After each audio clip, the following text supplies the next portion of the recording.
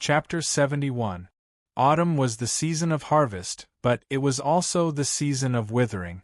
The Fergus family traveled quickly on the winding road, kicking up a cloud of dust. There were withered trees, shrubs, and weeds on both sides of the road. The autumn wind blew, and leaves fell from the trees. They fluttered in the air like yellow fairies in the wind. They would occasionally pass by the fields, and they could clearly see that the fields were empty. The crops had clearly been harvested. At noon, they rested and ate by the side of the road before setting off again. When the sun was almost out in the afternoon, Gray and the others entered a small city with a population of about 3,000. They came to a castle built on a hill. There were already many people waiting in front of the castle. There were 3 people at the front. The one in the middle was a middle-aged man with brown hair and a brown beard. He was about 1.8 meters tall, and his physique was slightly skinny. On his left was a middle-aged woman in a black dress. She was middle-aged, and her appearance had changed slightly. However, one could still see that she was beautiful when she was young. On his right was a young man in his early 20s. He had brown hair and wore a set of lake blue clothes. He looked very handsome. The 3 of them were Viscount Harris Blower Harris, Baroness Bess Milne, and their son Kevin Harris. The Fergus family had sent a cavalry to inform them, so they knew that Gray and the others would be coming today. The Fergus family stopped, and the cavalry jumped down from their horses. Gray and the others were led by Viscount Fergus to the carriage. Viscount Fergus. Baron Harris. First, Viscount Fergus and Baron Harris greeted each other. Both of them addressed each other in a more formal manner. After all, both of them represented their respective families. In an occasion like this where there were outsiders, neither of them would lower the status of their respective families. Brother, sister-in-law. Uncle, aunt, cousin. Aunt, uncle, cousin Bernal, cousin Elise, cousin Caroline. Then, the wives and children of both parties came forward to greet each other. Gray and Sarah also stepped forward to greet them, but they didn't greet them like Bernal and the others. Instead, they only greeted them as Baron Harris, Madame Bess, Brother Kevin. They could clearly sense the special gazes that Baron Harz and the other 2 cast over. Clearly, the 3 of them knew of Gray and Sarah's identities. Sarah was a little nervous. She grabbed Gray's arm tightly. Gray faced it calmly. No matter what attitude the 3 members of the Harris family had towards the 2 of them, their status in the Fergus family could not be shaken. Other than spending the night with the Harris family, they wouldn't have much interaction with the Harris family, so they didn't need to care about the Harris family's attitude towards them. This way, please. The cavalrymen and carriages were led by the Harris family servants to settle down first, while Gray and the others were led by Baron Harris and the other 2 to a spacious living room. The spacious living room had a rose-shaped rune lamp overhead. The surrounding walls and floor were beige. At the same time, there were vases and other porcelain decorations around. Compared to the Fergus family's living room, the living room was a little smaller. The decorations were also a little worse. However, the Harris family was only a baron's family after all. It was natural for there to be some differences between them and the Fergus family. Congratulations on obtaining a Hanhu cub. Everyone took their seat. Baron Harris looked at Viscount Fergus with envy. I was so envious when I learned that you obtained a Hanhu cub. Thank you. Being able to obtain a Hanhu cub this time was mostly due to luck. Viscount Fergus smiled slightly. Although there wasn't a proud expression on his face, one could clearly feel the pride in his heart. Obtaining a blood fiend that was comparable to a murderous level blood warrior when it matured and only needed 3 years to reach adulthood and become a fighting force was indeed something to be proud of. Haha, you're too humble. You were able to obtain it mostly because of the Fergus family's strength. Baron Harris shook his head. If it were my Harris family, even if we discovered it, I'm afraid it would have been snatched away by the Rock family. That's right, uncle. Being able to obtain a Hanhu cub this time was entirely due to the strength of the Fergus family. Kevin Harris also smiled.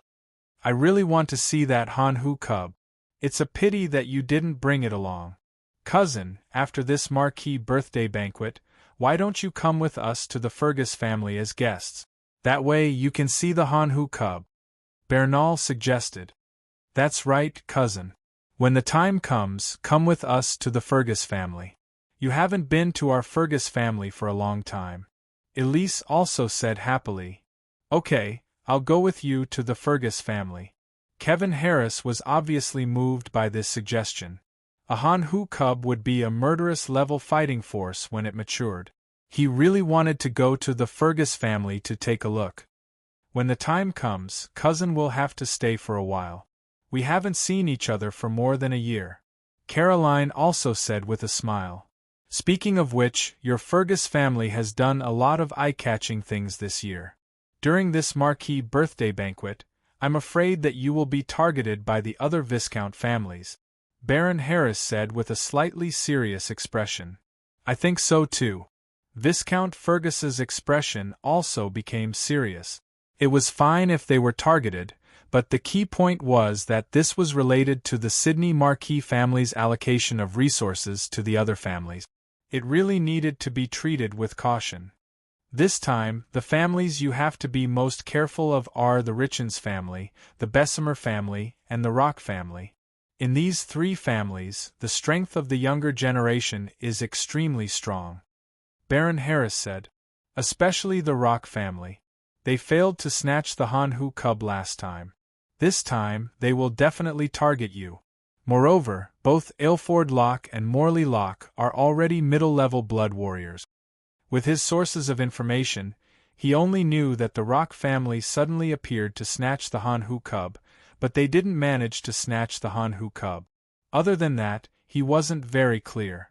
The Rock family didn't publicize the fight between Grey and Morley Locke because they had their own plans. The Fergus family also didn't want people to know that Grey was already a middle-level blood warrior too early, so they intentionally blocked the news. I understand. Viscount Fergus nodded, but his eyes glanced at Grey. Not only him, but Bernal also couldn't help but glance at Grey at this time, and he sighed softly in his heart. If it weren't for Grey this time, the pressure from the Fergus family would have been on his shoulders. Although he was already a middle-level blood warrior, the other Viscount families also had middle-level blood warriors. For example, the Rock family and the Richens family had as many as 2 middle-level blood warriors, so the pressure was even greater. Although it was forbidden to fight more than one in a challenge, it wasn't forbidden to fight in turns. After all, having more people was also an advantage. In the future, when it came to the battlefield, this advantage could also be used. Therefore, even if he defeated one of the middle-level blood warriors, he could be defeated by the other middle-level blood warrior because of a large amount of physical strength. Now, with the addition of a middle-level blood warrior like Grey, the pressure on him was instantly reduced. Moreover, Grey's strength was above his. At the critical moment, he would definitely be able to give the other families a big surprise. As for why the Rock family didn't publicize the fact that Grey was already a middle-level blood warrior, they could roughly guess what the other party was planning. However, after weighing the pros and cons, they still felt that it was better for them not to expose Grey's strength. As the conversation went on, the atmosphere in the reception hall became extremely lively. Everyone talked about their daily lives, discussing Marquis Sidney's birthday banquet this time, and some of the past events between the Fergus family and the Harris family. Of course, in this lively atmosphere, Grey and Sarah had to be excluded. The two of them weren't able to join the conversation from beginning to end. It wasn't that they didn't want to participate in the conversation, but that Viscount Harris and the other two spoke very skillfully. Whether intentionally or not, they brought most of the conversation to an atmosphere that Grey and Sarah couldn't participate in. Feeling that she couldn't integrate into the atmosphere, Sarah's face was slightly pale. She was just a young girl who hadn't even reached the age of 14. Feeling that she was being ostracized, she couldn't help but feel depressed. A show of strength? After patting Sarah's hand and whispering a few interesting things in Sarah's ear, amusing Sarah and relaxing her mood, Gray glanced at Baron Harris and the other two and sneered in his heart. In his previous life, he had heard of emotional abuse. The best way to show disgust toward someone was not to insult them, but to ignore them and treat them as air. Obviously, this was what he and Sarah were experiencing now. "Father, I heard that Viscount Bethel is a woman, and that the next generation of the family's heir is also a woman. Is that true?" Gray's heart skipped a beat as he asked Viscount Fergus. "Since I can't participate in your conversation, why don't I lead the conversation?" Although Gray was just an ordinary person in his previous life, he was an adult who had stepped into society after all. He knew how to break the ice. Indeed, the Bethel family is very strange. The outstanding child in every generation must be a woman, so the Bethel family has a tradition of a woman as the heir. How could Viscount Fergus not notice that the three members of the Harris family deliberately distanced themselves from Gray and Sarah? Although he didn't show it on his face, he was already a little dissatisfied in his heart. At this time, when he heard Gray's question, he immediately spoke. Chapter 72. That's amazing. Brother, do you think I'll be as amazing as Sister Chiao Li Bessamai in the future? Hearing Viscount Fergus's description of Bessamai's family, Sarah's eyes lit up and she looked at Gray with anticipation. Although she was young, she was quite smart. In the past half a year, the huge changes in her living environment made her realize the importance of strength. Therefore, she was full of anticipation for the training of blood warriors. "Yes, definitely," Gray smiled and said with certainty. As Gray threw out the topic, the atmosphere created by Baron Harris and the other two was broken. Gray and Sarah could finally participate in the conversation. However, the atmosphere became a little strange. Baron Harris and the other two's faces twitched slightly. Obviously, they were very dissatisfied with Gray's way of turning the tables. However, Gray didn't care about their attitude. Respect between people was mutual. Since the other party didn't respect the two of them, he naturally didn't need to respect the three of them. In the end, it was caused by the Harris family. He was just passively retaliating. An hour later, a servant came to inform them that dinner was ready. Everyone moved to the Harris family's dining room. Dinner was ching shui fried fish, sour and sweet salad mixed with noodles, musk beef soup. It was obvious that the Harris family had put in a lot of effort in preparing this dinner. Ching shui's fish was reared and sold by the Ford family. While the meat was delicious, it didn't have the fishy smell of ordinary fish. It only needed to be fried with sesame oil, and it would immediately become a delicious dish. Not only were there vegetables in the salad, there were also fruits with a bit of sour and sweet taste. It had a unique flavor. The musk beef soup was probably boiled with wild musk beef for a few hours. The taste was very strong. After drinking it in one mouthful, the mouth was filled with a rich fragrance. Gray's appetite was great. He quickly finished his portion but didn't lose his elegance. After that, he said to the maid beside him, "Give me another portion." In the end, he ate a total of 3 portions before stopping. This appetite? As expected, half of the blood flowing in his body is that of a commoner. Baron Harris frowned slightly. He disliked Gray even more. Kevin Harris and Madame Bess almost had disdain written all over their faces. Gray didn't care about this at all. Baron Harris and the other two didn't like him. He didn't care about their opinions. Of course, the most important thing was that he had to eat his fill. Not only because he didn't want to starve in the middle of the night, but also because he needed to improve his strength. His body was currently undergoing a second metamorphosis, and a large amount of nutrients would be consumed every day. If the nutrients couldn't keep up, it would affect his cultivation progress. Compared to his cultivation progress, the opinions of Baron Harris and Baron Harris were simply insignificant. He didn't matter. After dinner, Bernal, Elise, and Caroline were called to his bedroom by Kevin Harris. He didn't call Gray and Sarah. The meaning of alienation was self-evident. Gray and Sarah also didn't intend to be thick-skinned and join in the fun. Bernal, it's not that I want to criticize you, but you're too tolerant of that bastard with the blood of the commoners flowing in his body. The more you act like this, the more he'll think that you're easy to bully. In Kevin Harris's room, Kevin Harris said with a frown, "That's right. Big Brother is usually too tolerant, causing that bastard to become more and more rampant. Last time, he actually stole my portion of the blood fiends." In this atmosphere, Elise recalled the losses she had suffered at the hands of Gray during this period of time. The accumulated resentment towards Gray completely erupted as she spoke angrily. "Cousin, this time you have to help me and Big Brother vent our anger. Don't worry, this time I'll definitely teach him a lesson." Hearing Elise's criticism of Gray, Kevin Harris's eyes flashed with a cold light. "Cousin, you mustn't." Bernal wanted to stop him, but was immediately interrupted by Kevin Harris. "Cousin Bernal, I know you're looking at the big picture and don't want to easily come into conflict with him. But as your cousin, I can't let you and Elise suffer for nothing.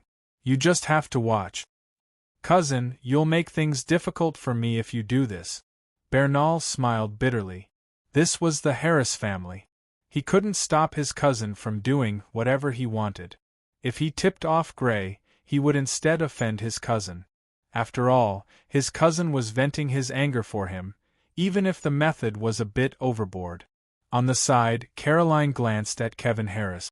Her brows furrowed for a moment before relaxing. After more than a year, when she saw her cousin again, she was less affectionate and more distant.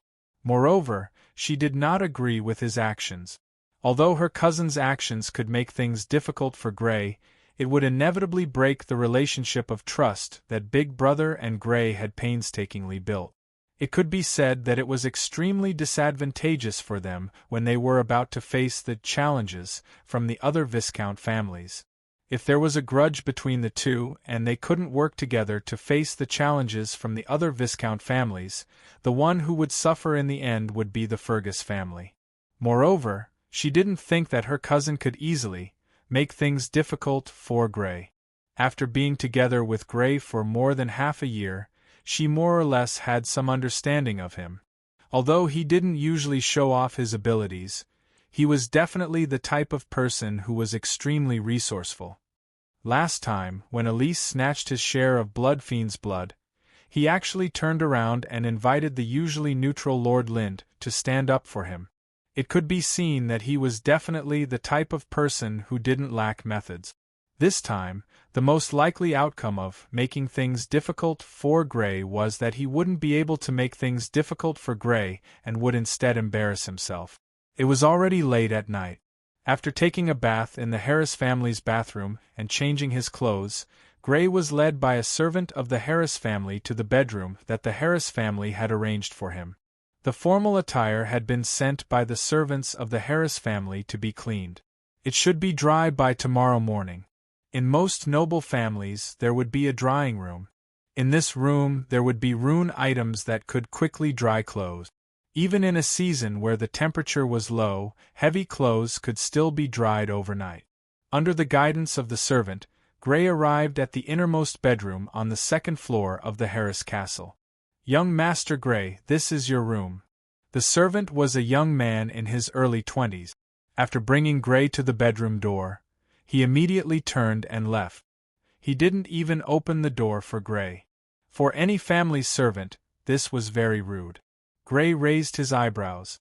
Although he felt that the servant of the Harris family was rude, he wasn't a servant of the Fergus family after all. Gray couldn't be bothered to care about this and reached out to open the door. However, in the next moment, his face turned cold. He suddenly turned around and looked at the servant who was already more than 10 meters away. "Wait a moment. Young Master Gray, is there anything else?" The young servant stopped in his tracks and slowly turned around. His eyes were slightly guilty as he asked, "Are you sure this is my room?" Gray's face was gloomy and his eyes were cold. Yes, it is." Being stared at by Gray's sharp eyes, the young servant felt as if he was being stared at by a ferocious beast more powerful than a tiger or leopard. He couldn't even speak clearly. This was normal. With Gray's current strength as a middle-level blood warrior, how could an ordinary tiger or leopard compare to him? Most importantly, he had participated in actual combat and killed people and beasts. He had already accumulated some murderous aura. Usually, this murderous aura wasn't easy to detect.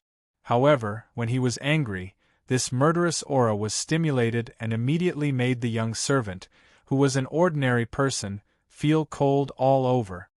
Looks like the Harris family isn't just thrifty. Gray's eyes were cold.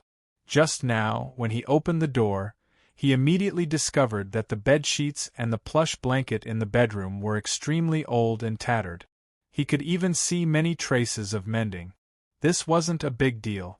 As long as it was still usable, he wouldn't care about it even if it was a bit old. During his time in Fergus Castle, although he lived a noble's life, it wasn't to the extent that he became picky and couldn't stand the mended bedsheets and plush blankets. However, what made him even angrier was that there was a moldy smell coming from these bedsheets and plush blankets. If he were to sleep in such a room for a night, he would probably be covered in a moldy smell the next day. Chapter 73. Young Master Gray, is there anything else? If there's nothing else, I'll leave, the young servant said with a nervous expression. He was naturally aware of the situation in the bedroom and understood that it was his young master who ordered someone to do this. This was also the reason why he didn't open the door for Gray just now. There's nothing else. Gray narrowed his eyes. After a moment, he sneered in his heart and walked down the stairs. Right, please tell Viscount Fergus tomorrow that I'm going to stay in a hotel in Harris City. Tell them to wait for me. Oh, okay.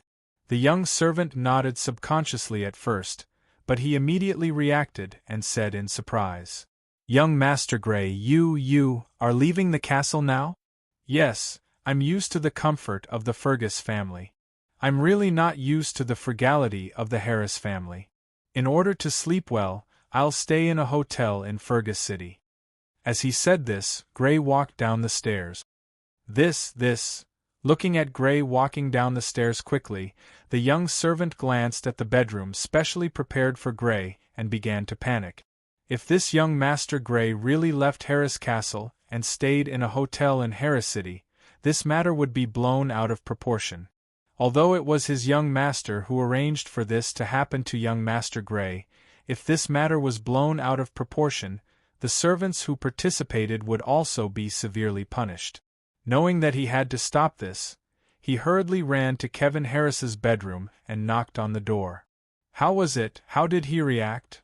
When Kevin Harris opened the door and saw that it was the young servant who had led the way for Gray, the corners of his mouth curled up slightly as he asked proudly. Although he didn't see it, he could already imagine Gray's angry and aggrieved face after seeing the situation in the bedroom. No one in the Fergus family can do anything to you, but in my Harris family, it's different. I have plenty of ways to deal with you. He said that the Harris family is too frugal, because he ran too fast, the young servant panted and said. That's right. The Harris family is thrifty. Kevin Harris was pleased with himself when he heard the young manservant repeat Gray's words, which clearly showed his grievance and anger.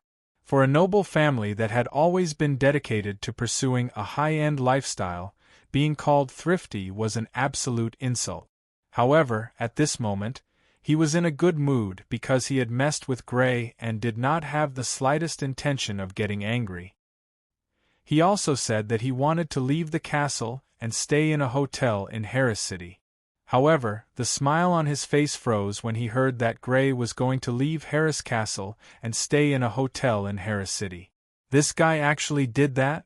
He had thought that the other party would make a fuss. Originally, he had planned to wait for the other party to make a fuss before stepping in and blaming it on the servant. Then, he would change the room for the other party. This way, even if Viscount Fergus knew about it, He could use the excuse of, the servant brought him to the wrong room, to explain it. With such a valid reason, Viscount Fergus couldn't say much. However, what Grey did was beyond his expectations. Without making a fuss, he directly left the castle and headed to a hotel in Harris City. If he really did that, it would be difficult to explain to Viscount Fergus. No matter the reason, forcing the other party's family member to leave the castle in the middle of the night was a fact.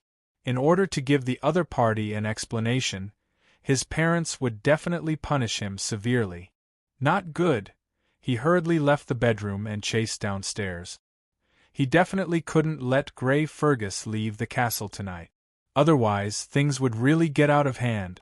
If it was a small matter, his parents would definitely turn a blind eye to it given their dislike of Grey. However, if things got out of hand, even if they wanted to cover it up, they wouldn't be able to do so. Therefore, he definitely couldn't let things get out of hand. When he chased to the hall on the first floor, he just happened to see that Grey was about to leave the hall. "Grey, are you leaving the castle?" He hurriedly took a few steps forward and blocked in front of Grey. He asked with a smile on his face. "Yes, I am planning to do so. The Harris family is too frugal. I'm really not used to living in the bedrooms of Fergus Castle." With his path blocked, Grey stopped and said with a teasing voice, "Misunderstanding, misunderstanding."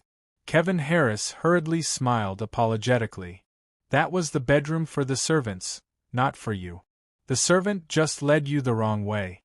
"Is that so?" Grey looked at Kevin Harris with a shocked gaze. "A servant of the Harris family is actually living with the master?" "For convenience, yes, for convenience, to take care of our daily lives, so a female servant was allowed to live on the second floor." Kevin Harris's face was full of awkwardness as he hurriedly thought of a reasonable explanation in his mind. "That, Grey, it's getting late. Your bedroom has already been prepared for you. This time I will bring you there and definitely won't lead you the wrong way again.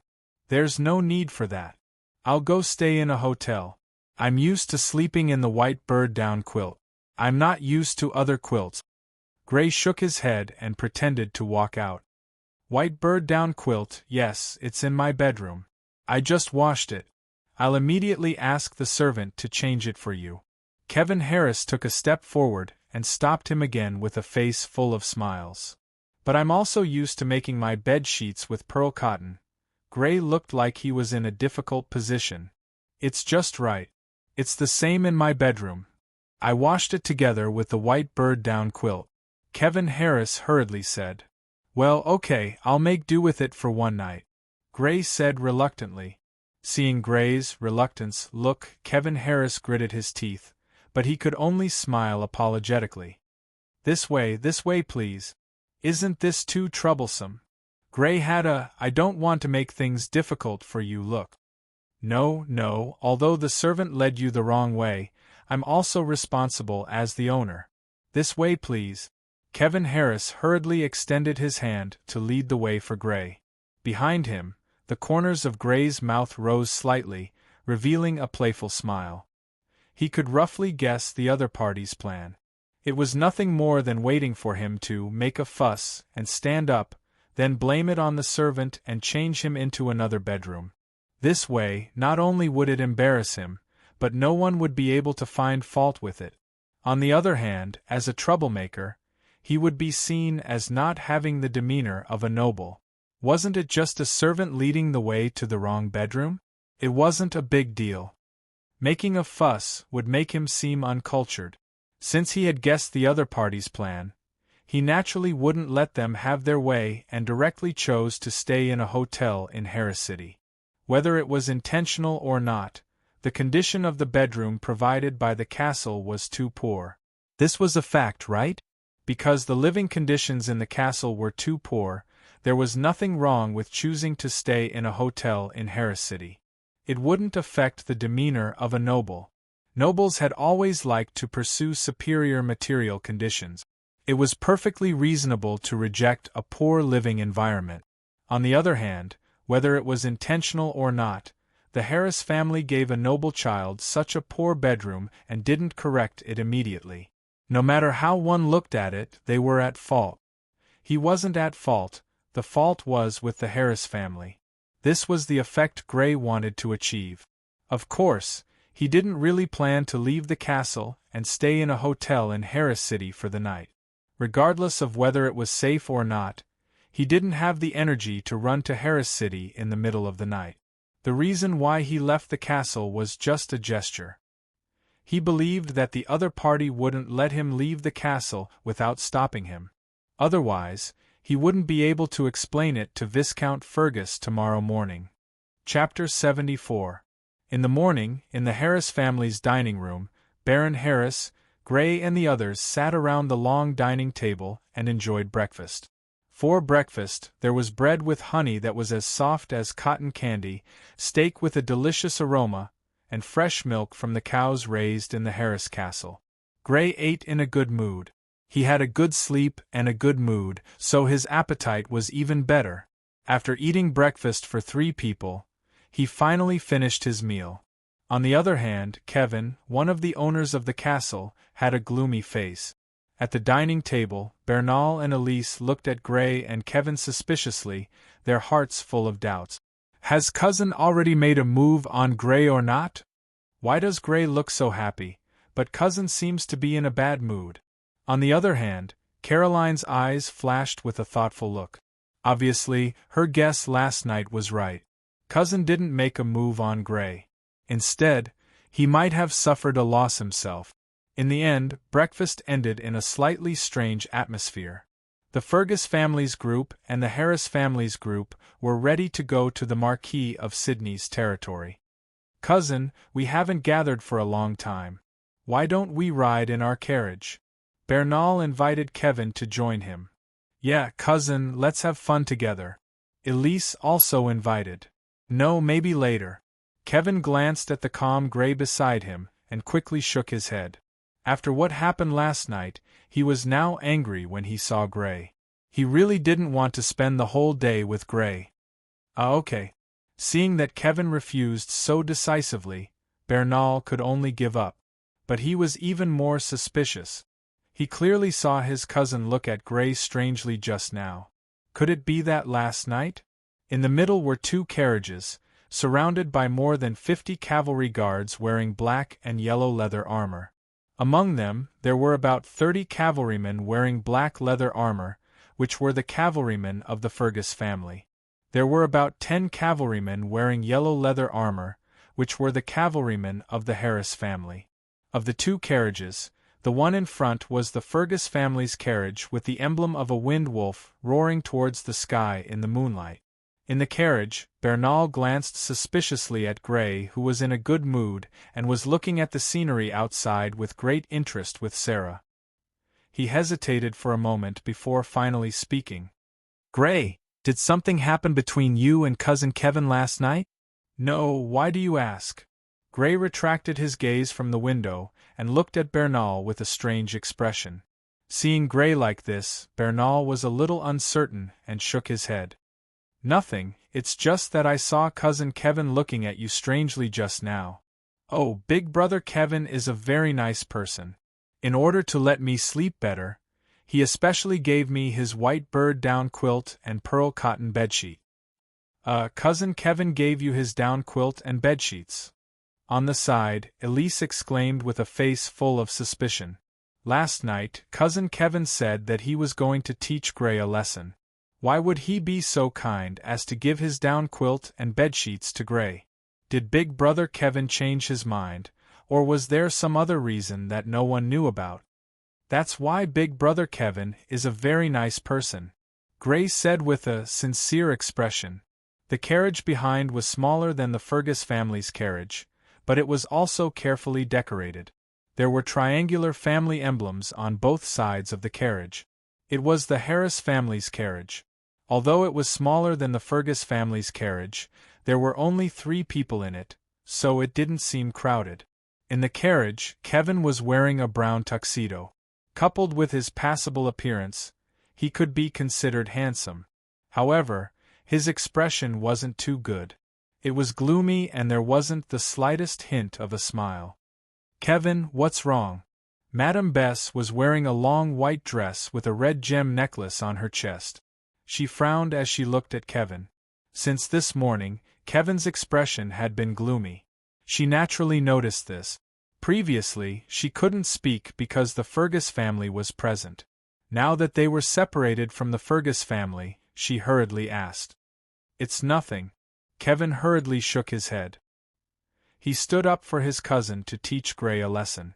Not only did he fail to teach Gray a lesson, he was even tricked by Gray. In the end, he was forced to change his room for Gray. He even had to give up his favorite white bird down quilt and pearl cotton bedsheet. He naturally wouldn't say such an embarrassing thing.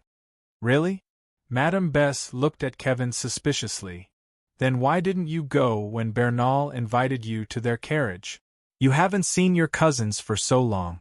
You should have a lot to talk about. There's plenty of time to go to Sydney Castle this time. There's no hurry." Kevin pretended to be calm. After suffering a loss at the hands of Gray, he was furious whenever he saw Gray. Thinking of how he had almost embarrassed Gray last night, he couldn't wait to hide. How could he take the initiative to go over? After one night, he also figured out that Gray was only putting on an act last night. He didn't really want to leave the castle and go to Harris City to find a hotel. If the other party really went to Harris City to find a hotel, he would be punished and the other party wouldn't be able to get anything out of it. After all, leaving the castle without informing Viscount Fergus would definitely be punished by Fergus. Gray won't let it go like this. Just you wait." He snorted coldly in his heart. Not returning the favor after suffering a loss was not in his character. He was an adult and was not afraid of losing to a teenager. This debt would be settled sooner or later. Now it was not only to stand up for his two cousins, but also to regain the face he lost last night. But at this moment, a cold voice suddenly sounded. "Don't provoke that Gray for the time being." The one who spoke was Baron Harris in a light yellow suit. The light yellow suit matched his brown hair and beard, showing his mature charm as a middle-aged man. "Father, why?" Kevin asked in surprise. He was just about to wait for an opportunity to retaliate, but he didn't expect to hear his father's warning immediately. He was a little caught off guard. "This Gray is not simple." Baron Harris frowned deeply and said in a serious tone. "Not simple?" Kevin's face was full of doubt. Even if the other party had broken the atmosphere of exclusion that the three of them had deliberately created last night and cleverly resolved it when they were being pranked by him, and even embarrassed him once, he still shouldn't be worthy of his father's evaluation of not simple. After all, as a baron of a family, his father's judgment was at the level of aristocratic families, and could be said to be extremely high. A little bit of cleverness shouldn't be worthy of such an evaluation. "Master, what's so special about this Gray?" Madame Bess also looked at Baron Harris doubtfully. She knew how picky her husband's judgment was. Judging from Gray's performance yesterday, he shouldn't be worthy of such a high evaluation. Baron Harris looked at Madame Bess and Kevin and said with a sigh, "He's already a middle-level blood warrior now." "What? He's already a middle-level blood warrior? This. How is this possible? How old is he?" Kevin was so surprised that he almost jumped out of his seat. Although he didn't know Gray's exact age, he knew that the other party hadn't gone through the coming-of-age ceremony. A person who hadn't gone through the coming-of-age ceremony was actually a middle-level blood warrior. How was this possible? He almost thought that he was hallucinating. "Master, could there be a mistake?" Madame Bess's face was also full of shock and doubt. The shock she received wasn't any less than Kevin's. "There can't be a mistake. This news was secretly told to me by Milan last night." Baron Harris shook his head. When he first heard it, he also thought that he had misheard, but after confirming it with his sister, Milan, he finally believed it. After believing it, he was shocked. A person who hadn't even gone through the coming-of-age ceremony was actually a middle-level blood warrior. This talent was just too terrifying. In short, don't provoke this person for the time being, Baron Harris said sternly. Viscount Fergus valued such a talented disciple. He knew that Kevin was messing with Grey last night. In the Harris castle, there was nothing that could escape his eyes. However, it was different now.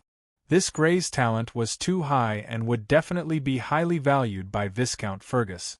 If Kevin was allowed to go on like this, he might anger Viscount Fergus and eventually fall out with the Harris family. The Fergus family was one of the 6 Viscount families and was related to the Harris family by marriage. He naturally didn't want their relationship to be strained. I understand, Father. Kevin's face was blank as he said subconsciously. He had thought that the other party wouldn't dare to leave the castle, but now that he thought about it, it was just his own wishful thinking. With this Grey's talent and how much Viscount Fergus valued this Grey, even if this Grey left the Harris castle without saying goodbye and went to a hotel in Harris City for the night, he would at most be lightly reprimanded when he returned.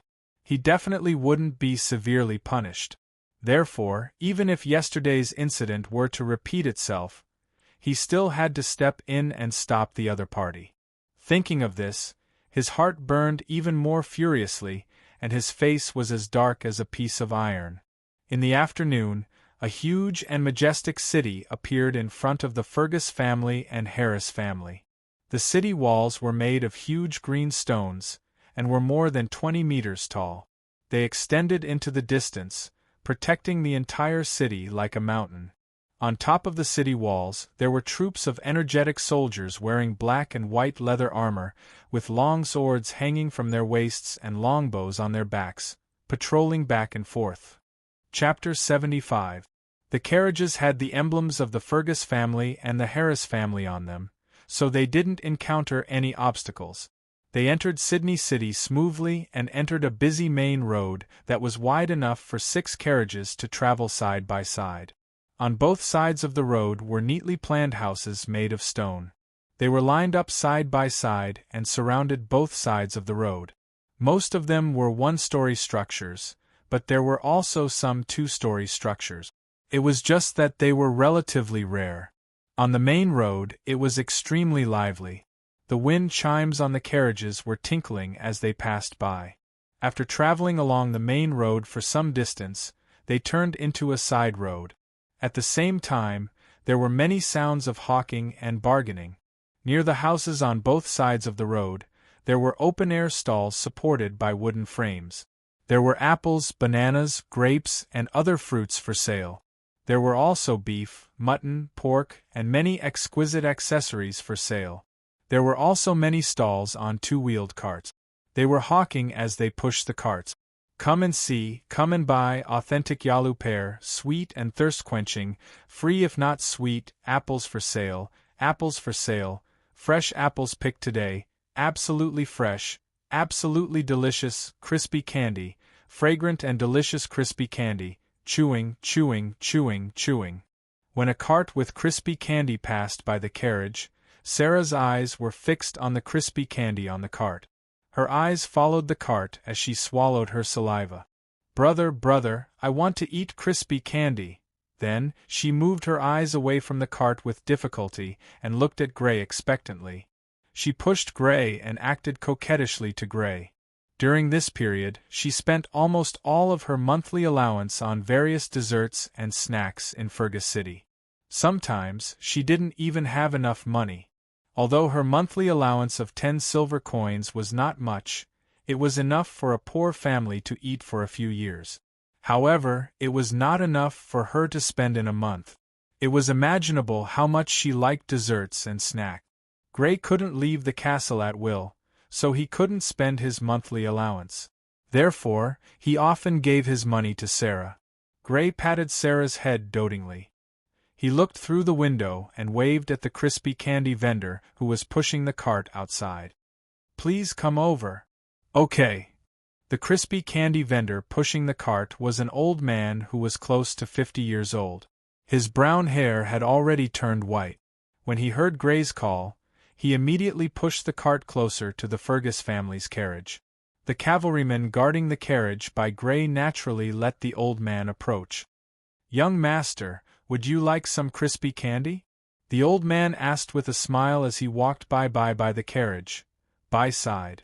Because they had already entered the city, the speed of the carriage was not fast. From the way he was dressed, he probably didn't have the ability to make crispy candy.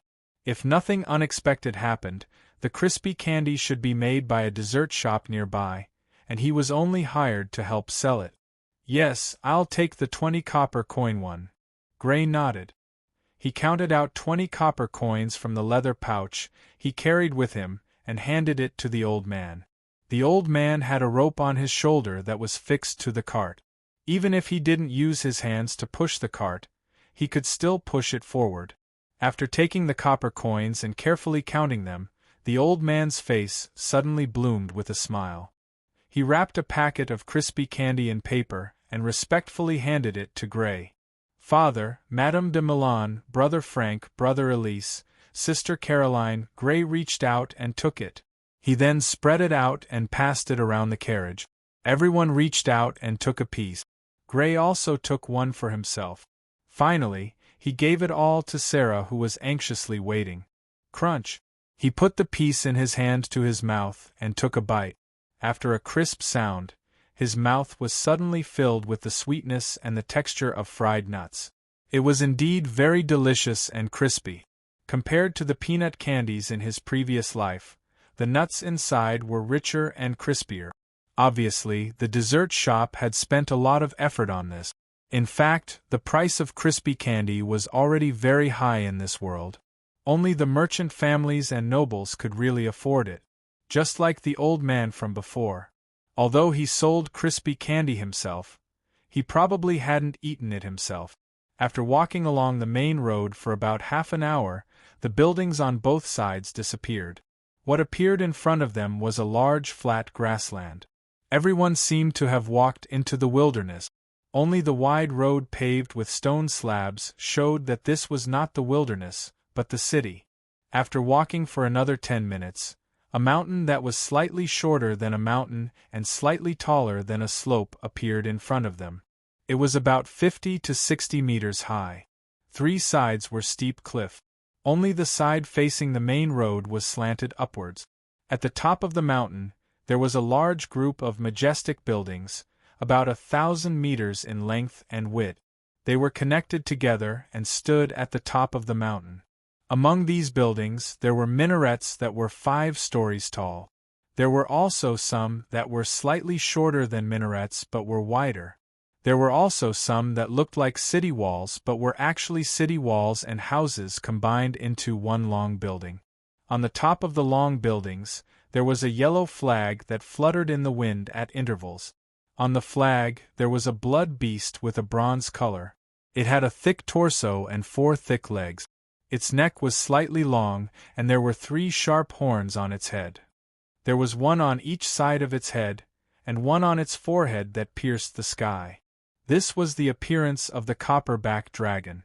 It was almost exactly the same as the description in the book and in the description of Viscount Fergus. Naturally, this was the Sydney castle where the Marquis family lived. Generally speaking, there were 2 types of castles. One was outside the city, and the other was inside the city. For example, the Fergus family's castle was built on a steep hill outside the city. It was adjacent to the city and supported each other. When the city was attacked, the castle could send soldiers to support it. When the castle was attacked, the city could also send soldiers to support it.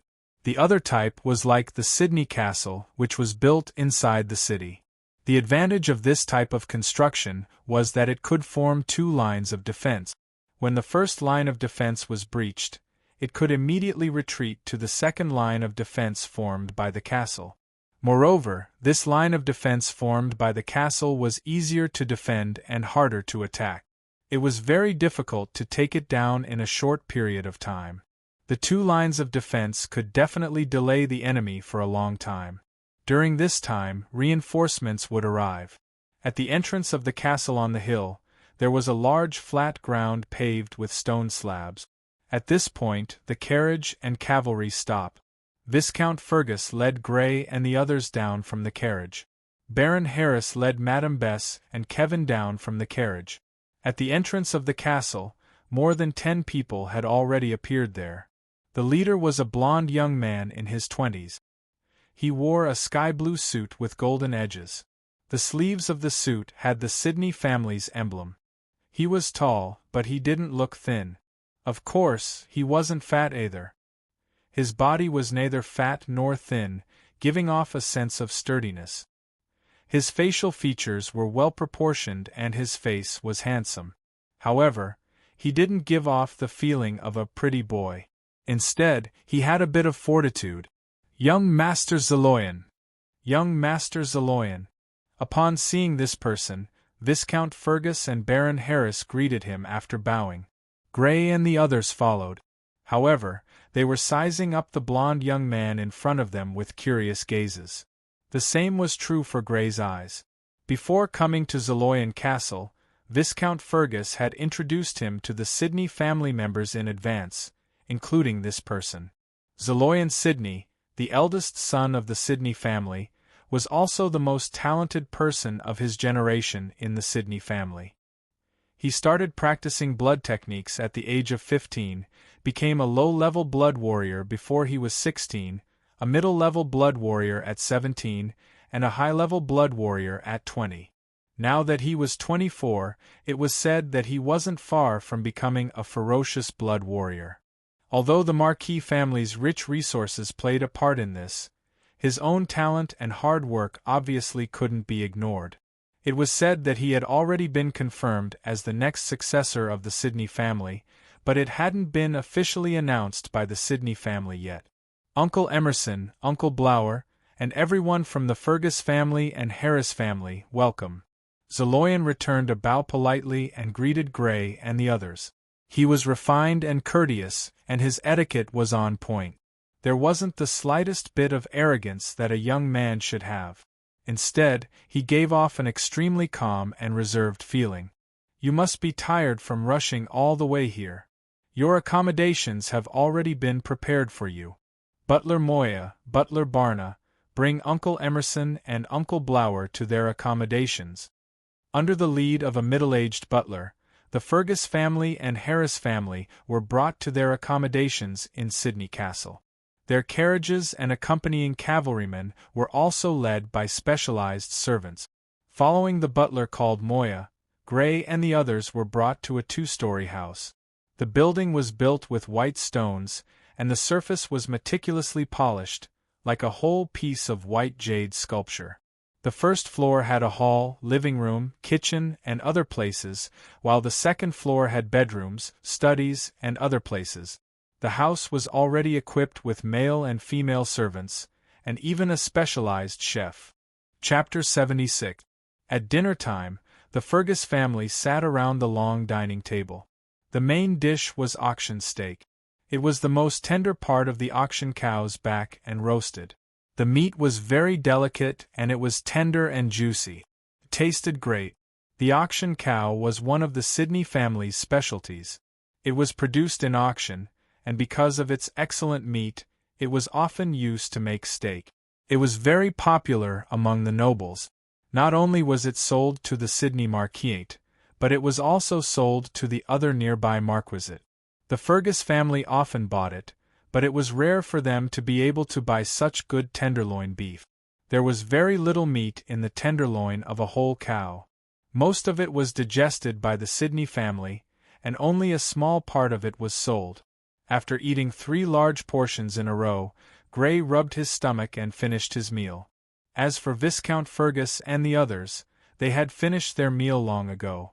This kind of situation often happened in the Fergus family.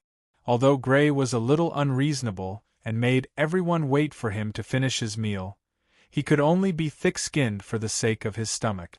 The crowd did not disperse. After dinner they would chat for a while. This was a tradition of the Fergus family. "Master, have the other Viscount families arrived?" Madame de Milan asked. For the Fergus family, the biggest threat was naturally the other 5 Viscount families. The other families, including the Baron family that was directly influenced by the Sidney family, did not pose much of a threat. The Ford family and the Smalley family, on the other hand, did not pose a direct threat. After all, there was no conflict of interest between the Fergus family and these two families. The Oliver family, the Richens family, the Shelley family, and the Bessemer family have all arrived. Only the Rock family is not here yet, Viscount Fergus said. After arriving, he left his residence and visited the Sydney castle. While visiting the nobles he was familiar with, he also gathered information. The Rock family is not here yet? Bernal frowned slightly. The Fergus family this time had him, a middle-level blood warrior, and Grey, a middle-level blood warrior who was stronger than him and had yet to be exposed. In addition, there was also Elise, a low-level blood warrior. Their strength could be said to be extremely strong. In his opinion, there were only two Viscount families that could compete with the current Fergus family. The other families were slightly inferior in terms of overall strength. One of them was the Richens family, the head of the 6 Viscount families, and the other was the Rock family. The Rock family still hadn't arrived at Sydney Castle. In his opinion, it was very abnormal, as if they were deliberately delaying their arrival. Grey could not help but raise his eyebrows. He had to be on guard against the Rock family. After all, the Rock family already knew that he was a middle-level blood warrior. After thinking for a while, he asked, "Father, have the 4 Viscount clans fought with each other before?" "Not yet." Viscount Fergus shook his head. "Only some of the Baron families have fought with each other. The Viscount families and the 2 Count families have not made a move yet." His gaze swept over Grey, Bernal, and Elise as he continued. "Although our main opponents this time are the Richens family and the Rock family, we must be careful of the other Viscount families. Every Viscount family has a middle-level blood warrior among the younger generation. There have been cases where one of them defeated 2 people. Don't be careless," Viscount Fergus said with a serious expression. "Yes." Bernal and Elise nodded solemnly. "Yes." Grey also nodded solemnly. According to what he knew, only one-on-one battles were allowed under normal circumstances. Therefore, even if the Fergus family had 2 middle-level blood warriors, they could only send one person to accept the challenge each time. This gave some families with only one middle-level blood warrior an opportunity to take advantage of, and it was possible for one person to win against 2 people in a row. Of course, in reality, although there was such a possibility, it was not very high. Everyone was a middle-level blood warrior with similar strength. The possibility of an easy victory was not high. Even if one could defeat the opponent, it would inevitably consume a lot of stamina and blood force.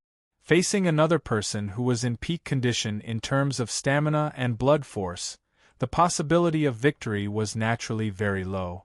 However, although it was not very high, it was not impossible. The current head of the Bessemer family, Isabel Bessemer, had once completed the magnificent feat of defeating 2 opponents of the same level in a row. At that time, it could be said that it had shocked many people. Even now, Isabel Bessemer was still publicly recognized as the strongest among the 6 Viscounts. If it were not for the 2 ferocious blood warriors in the Richens family, the title of number 1 family would most likely have fallen to the Bessemer family. Of course, before that, you should be most careful of the Oliver family. Viscount Fergus continued. "Father, do you think the Oliver family will be the first to challenge us?" Bernal asked. "Yes." Viscount Fergus nodded. "I understand Waters Oliver. He suffered a loss in the last territorial battle, so he will definitely not let it go. Moreover, on the surface, our Fergus family only has you as a middle-level blood warrior, so they will not have any misgivings. They will definitely be the first to challenge our Fergus family." Viscount Fergus explained. "The Oliver family has a total of 2 children. The eldest, Keppel Oliver, is already a middle-level blood warrior, while the second, Boyle Oliver, is still a low-level blood warrior." The Fergus family looked at Bernal and Elise. "For the sake of the future, I hope that the 2 of you can withstand this battle. It is best if you do not expose Grey's strength as a middle-level blood warrior. Yes, father. Bernal and Elise both replied in unison. At this time, even Elise, who did not like Grey very much, did not have any intention of resisting. He understood that the middle-level blood warrior Grey was the Fergus family's trump card. It could only be used at a critical moment to achieve the greatest effect. In the challenge, the more outstanding the Fergus family's performance was, the more they would be valued by the Sidney family. The more resources they would receive, for their training. He did not have the slightest bit of resistance when it came to matters that concerned his own interests. Viscount Fergus looked at Grey again. Grey, even if you fight, it is best not to use the strength of a middle-level blood warrior unless it is absolutely necessary. I understand. Grey nodded. Things like trump cards should naturally be hidden so that others did not know. If the other party found out, they would be on guard and make some targeted arrangements. Although it would not be completely ineffective, the effect would undoubtedly be greatly reduced. Marquis Sidney's study covered an area of 300 square meters. On the left side of the door was a row of bookshelves full of hardcover leather books. There were books about blood arts, blood beasts, and the vanished empires. Different from the books in the library, every book here was extremely valuable. It was precisely because of their high value that they were placed here. Directly opposite the door was a huge red sandalwood desk. It was a deep purple color, noble and dignified. It also emitted a refreshing fragrance that kept the mind alert at all times. Working in such an environment would undoubtedly increase one's efficiency. Of course, the cost of production was also extremely high. On the market, the price of red sandalwood and gold coins were exchanged at a 1:1 ratio. In other words, the same weight of red sandalwood could only be bought with the same weight of gold coins. Moreover, there was usually a price but no market. Once it appeared, it would be snatched up. The cost of such a huge desk was definitely not less than 3,000 gold coins. This showed how wealthy the Sidney family was. On the right side, there was a golden pear wood round table and 5 golden pear wood chairs. Although the cost of production was slightly lower than that of red sandalwood, it was definitely not cheap. A conservative estimate of such a large round table and 5 wooden chairs would cost at least 1,000 gold coins. At this moment, there were 2 people sitting on 2 adjacent golden-threaded pear chairs. One of them was an elegant middle-aged man with blonde hair and a handsome face. However, there were some inconspicuous places on his face that already showed some traces of age. He was obviously not young. He was Marquis Sidney. In a few days, it would be his 50th birthday banquet. The other person was a young man with blonde hair. He was handsome with a hint of fortitude. He was wearing a sky-blue suit. It was the eldest son of the Marquis, Zeloyan, whom Grey and the others had met this afternoon. Other than the Rock family, the other families of viscounts and above have arrived. What do you think of the reception over the past few days? Marquis Sidney said with a faint smile. They haven't made a move yet, so I can't see much for the time being. However, from their momentum, I feel that the children of the 2 earls should be on par with each other. Among the Viscount families, the Richens family should be the strongest, followed by the Bathmeyer family. Zeloyan thought for a moment and said, however, from the information we received, the 2 children of the Rock family are already middle-level blood warriors. If the Rock family arrives, they should be able to compete with the Richens family. Marquis Sidney did not comment on Zeloyan's judgment and continued to ask, then what do you think of the Fergus family? Zeloyan frowned slightly, thinking about his father's intentions. After a moment, he spoke. Although they have an outstanding illegitimate son, he is still too young. He is only a low-level blood warrior. As for the eldest son, Bernal, I have seen him. He is not very talented. At present, there should be no possibility of him competing with the Richens, Locke, and Bathmeyer families.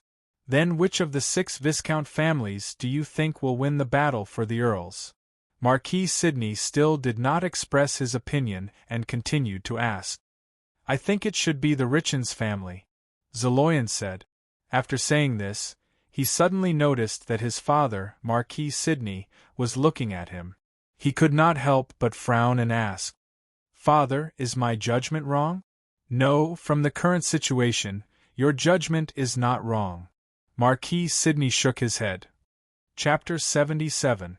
The next day, in the morning, after breakfast, Gray found a remote place near the house and began his daily practice. As he practiced, a lifelike statue of a wolf seemed to appear in the open space. During the 2 days of rushing to Sydney Castle, he had been rushing all day and had no time to practice. Now that he finally settled down, he was ready to resume his daily practice. The rapid increase in his strength came mostly from the second metamorphosis of his body. Even if he didn't practice, he could still make great progress every day. But this didn't mean that his practice had no effect. Although the original owner of this body didn't have the best talent for practice, it was still outstanding among the Viscount families. Otherwise, Viscount Fergus wouldn't have entrusted him with the hope of becoming a berserker and leading the Fergus family to become a Count family. With such talent, even if the growth from practice and the growth from the second metamorphosis were very different, it was still a great improvement compared to other people. Gray had never thought of giving up on this part of his growth, because only by not letting go of both the growth from the second metamorphosis of his body and the growth from his cultivation could his strength increase the fastest. 10 minutes, 20 minutes, 1 hour, 2 hours. After practicing for 2 hours, Gray had entered the 4th round of practice. His forehead was already sweating a lot, but there was still half an hour before he reached his limit. Gray continued to practice. Pa pa pa.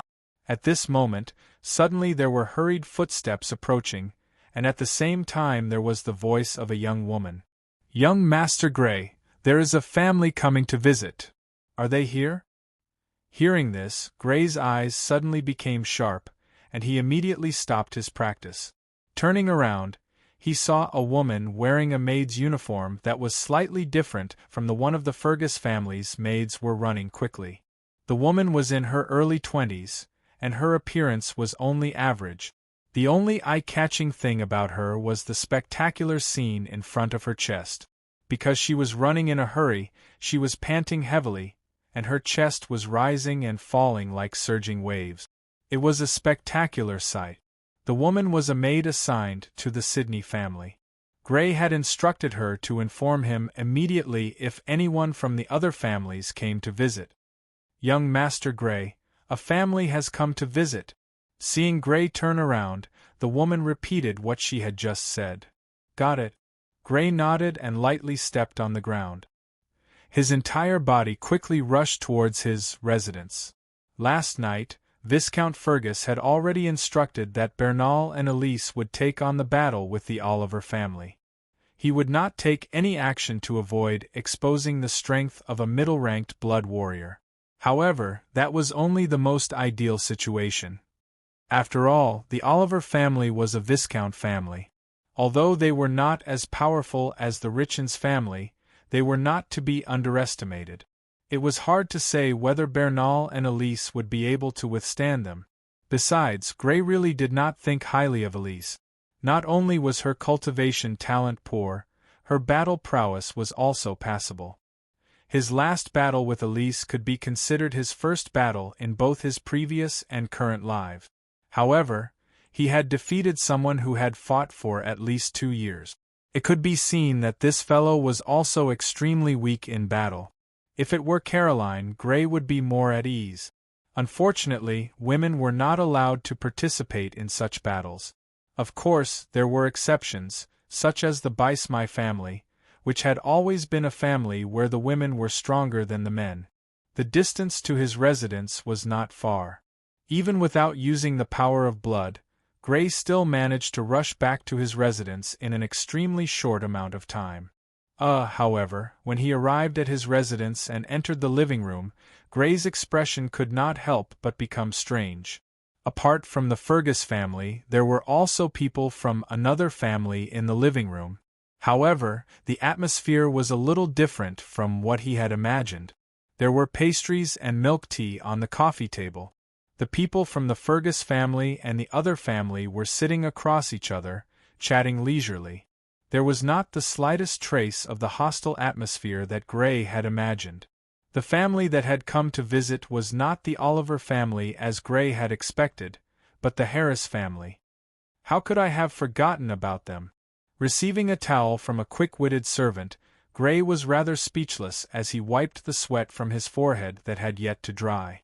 Although he had guessed that the first family to come to challenge him would be the Oliver family, it was only a guess after all. It was also possible for other Viscount families to come. Thus, Gray had instructed the young maid just now to inform him if anyone came to visit. However, he did not expect that the first family to come to visit him would be the Harris family. The Harris family naturally would not be a family that came to challenge him. Not to mention that there was no conflict of interest between the two families, and they were even related by marriage. Kevin Harris's strength as a beginner blood warrior did not have the qualifications to come and challenge him. Greetings, Baron Harris, Madame Bess, Brother Kevin. After returning the towel to the servant, Gray greeted Baron Harris and the other two. Gray really did not have a good impression of the three of them. He even wanted to turn around and leave, but Viscount Fergus, Madame de Milan, and the others were present, so he naturally could not do that. Hello, Gray. Did you go to train? You have such great talent, but I didn't expect you to be so serious even when training. Baron Harris smiled slightly and responded to Gray enthusiastically. Yes, to be so hard-working in training, Kevin should really learn from Gray. Madame Bess also smiled and added, Meh? Gray's eyes flashed strangely. Were these still Baron Harris and Madame Bess? The evening before yesterday, Gray had enjoyed the cold violence of these two people in the Harris family's living room. Today, these two people's enthusiastic attitude could be said to be two different people compared to the evening before. What was going on? Did these two people take the wrong medicine? On the contrary, Kevin Harris was still normal. His face was gloomy, and his gaze towards him was a little gloomy. Obviously, he was thinking about how he was almost embarrassed by him the night before. Brother, over here. On the side of the living room, Sarah, who was wearing a long beige dress that showed off her cuteness, greeted Gray. Okay. Gray walked over, touched her soft black hair that was tied into two ponytails, and sat next to her. At the same time, he glanced amusedly at Caroline, who was wearing a purple dress and holding a book and reading it attentively. It was hard to imagine how obsessed this sister-in-name was with books. He had never seen the book in her hand before, and did not know where she found it. Gray, you're working too hard. You're making me feel ashamed. Bernal tilted his head and looked in his direction, and said half-jokingly, Today, you and Brother Elise will be the main force, and I have nothing to do. Gray smiled and explained, Haha, since you said so, Elise and I will definitely be the main force today. Bernal laughed. The atmosphere in the living room that was broken by Gray's arrival was restored. Everyone began to chat casually again, and Gray would occasionally join in to say a few words. Although he did not say much, no one would ignore his existence. This was his current status in the Fergus family. Bang, bang, bang. Suddenly, there was a knock on the door of the living room. After the conversation in the living room ended, Viscount Fergus frowned slightly and asked, What is it? Lord Viscount, the Oliver family has come to visit. A man's voice sounded outside the living room. The other party should be a male servant in the castle. They're really here this time. Hearing the other party's words, Gray's eyes suddenly became sharp. Although they did not become the first family to visit, they were indeed here, and definitely not with friendliness. The Oliver family is here. Besides Gray, Viscount Fergus, Bernal, Elise, and the others in the room had cold expressions on their faces, while Baron Harris and the other two had thoughtful expressions on their faces. They naturally knew about the conflict between the Fergus family and the Oliver family. Now that the Oliver family had come to visit, it was obvious that they were aggressive and did not have good intentions. "Excuse me for a moment." Viscount Fergus stood up and apologized to Baron Harris and the other two. He then looked at Grey and the others and said, "I'm sorry. Let's go. Although they do not have good intentions, we cannot forget the etiquette of nobles." After saying that, he took the lead and walked out of the living room. Grey and the others also stood up and followed. After walking out of the living room and into the great hall, Grey saw 4 people standing in the hall. One of them had a brown beard, a medium build, and a strong physique. It was Viscount Oliver, Forster Oliver, whom he had met once before. As for the other 3, one of them was a middle-aged noblewoman, while the other 2 were a young man in his early 20s and a youth. Grey did not have any impression of these 2 people, as he had not seen them in the previous territorial battle. However, he thought that they should be the children of the Oliver family. "Viscount Fergus, long time no see." Seeing Viscount Fergus walking over, the corners of Viscount Oliver's mouth curled up slightly as he spoke with a cold voice. "A few months shouldn't be too long. This way, please." Viscount Fergus replied coldly as he vaguely mentioned Viscount Oliver's sore spot. A few months ago was naturally during the territorial battle. After losing the territorial battle, the Oliver family had to pay 50,000 gold coins as compensation. This was definitely Viscount Oliver's sore spot. As expected, when he heard Viscount Fergus vaguely mention what happened a few months ago, Viscount Oliver's expression turned ugly as he spoke directly. "No need. You should know the purpose of my visit this time. I only want to ask you, does your Fergus family dare to have a spar?" Learning from each other was just a more reasonable way of saying it compared to fighting. Nobles always liked to find some reasonable reasons for their battles. Learning from each other was not bad. Learning from each other and improving each other was such a legitimate reason. "Why wouldn't I dare?" Viscount Fergus put down his hand that was leading the way and looked at Viscount Oliver again. His blue eyes were deep as he spoke. Chapter 78. Just as Viscount Oliver's group of 4 was heading towards the Fergus family's residence, the other families that had been paying attention to the Oliver family's movements all received the news. The Bessemer family's residence. "Is the battle between our Viscount families finally about to begin?" Viscount Bessemer said with a smile. She had a head of long black hair. Even though she was over 40 years old, there were no wrinkles on her face. She was still as beautiful as a 20-year-old woman. However, she was different from ordinary beautiful women. She carried a strong sense of dignity. This was very rare among women. "How is it? Are you ready?" She looked to the side. There was a young woman and a young man. The young woman was in her early 20s. Her facial features were exquisite and beautiful. She also had a head of long black hair. Her appearance was 70% similar to Viscount Bessemer. Not only in appearance but also in temperament. Her name was Jolly Bessemer. She was the most outstanding child of the Bessemer family's generation. She was also the successor of the Bessemer family's Viscount title. "Mother, I'm getting impatient. If you hadn't stopped me from challenging in advance, I would have started already." She shrugged and complained when she heard Viscount Bessemer's words. The young man was about the same age as Elise. He had a head of dazzling blonde hair and was extremely handsome. However, there was a feminine tenderness in his handsomeness. His name was Cayenne I. Bessemer. He was the second son of Viscount Bessemer. He hurriedly replied when he heard Viscount Bessemer's words. "Mother, I'm ready. This time, you must pay close attention to the battle between the Fergus family and the Oliver family, because they may also become your opponents." A blond man spoke gently in the room. He was extremely handsome. His handsomeness was enough to make any man jealous. He was Viscount Bessemer's husband, Nai Noel. He was originally the second son of Baron Noel's family. Later, he married into the Bessemer family. Yes, father. Xiao Li and Kai and I both responded. The Richens family's residence. Viscount Richens took a sip of red wine from his crystal glass and placed it on the coffee table beside him. In the room, other than him, there were two other young people. They should be over 20 years old, but one of them was slightly older than the other. These two people were called Clifford Richens and Timothy Richens. They were 1 year apart and were the two sons of Viscount Richens.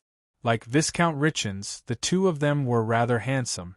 However, unlike Kai and I Richens, they had distinct features. They were handsome but not feminine. Viscount Lycan's wife was not in the room because she had died of illness many years ago, and Viscount Lycans had never remarried. Fergus and Oliver are your opponents. This time, you should observe their battle properly. After a slight pause, Viscount Oliver continued. Pay special attention to Grey Fergus. Although he is not a threat to you now, he will definitely become your opponent in the future. You need to understand him as soon as possible. Yes, father. Clifford Richens and Timothy Richens both nodded. However, their faces were filled with pride, as proud as roosters with their heads held high. However, the two of them did have the right to be proud. Even the one who became a middle-rank blood warrior, the latest of the two, had already been there for 2 years. In comparison, although the Rock family also had 2 middle-rank blood warriors, Morley Locke had only been a middle-rank blood warrior for a few months. In addition, he was too young and definitely did not have as much combat experience as them.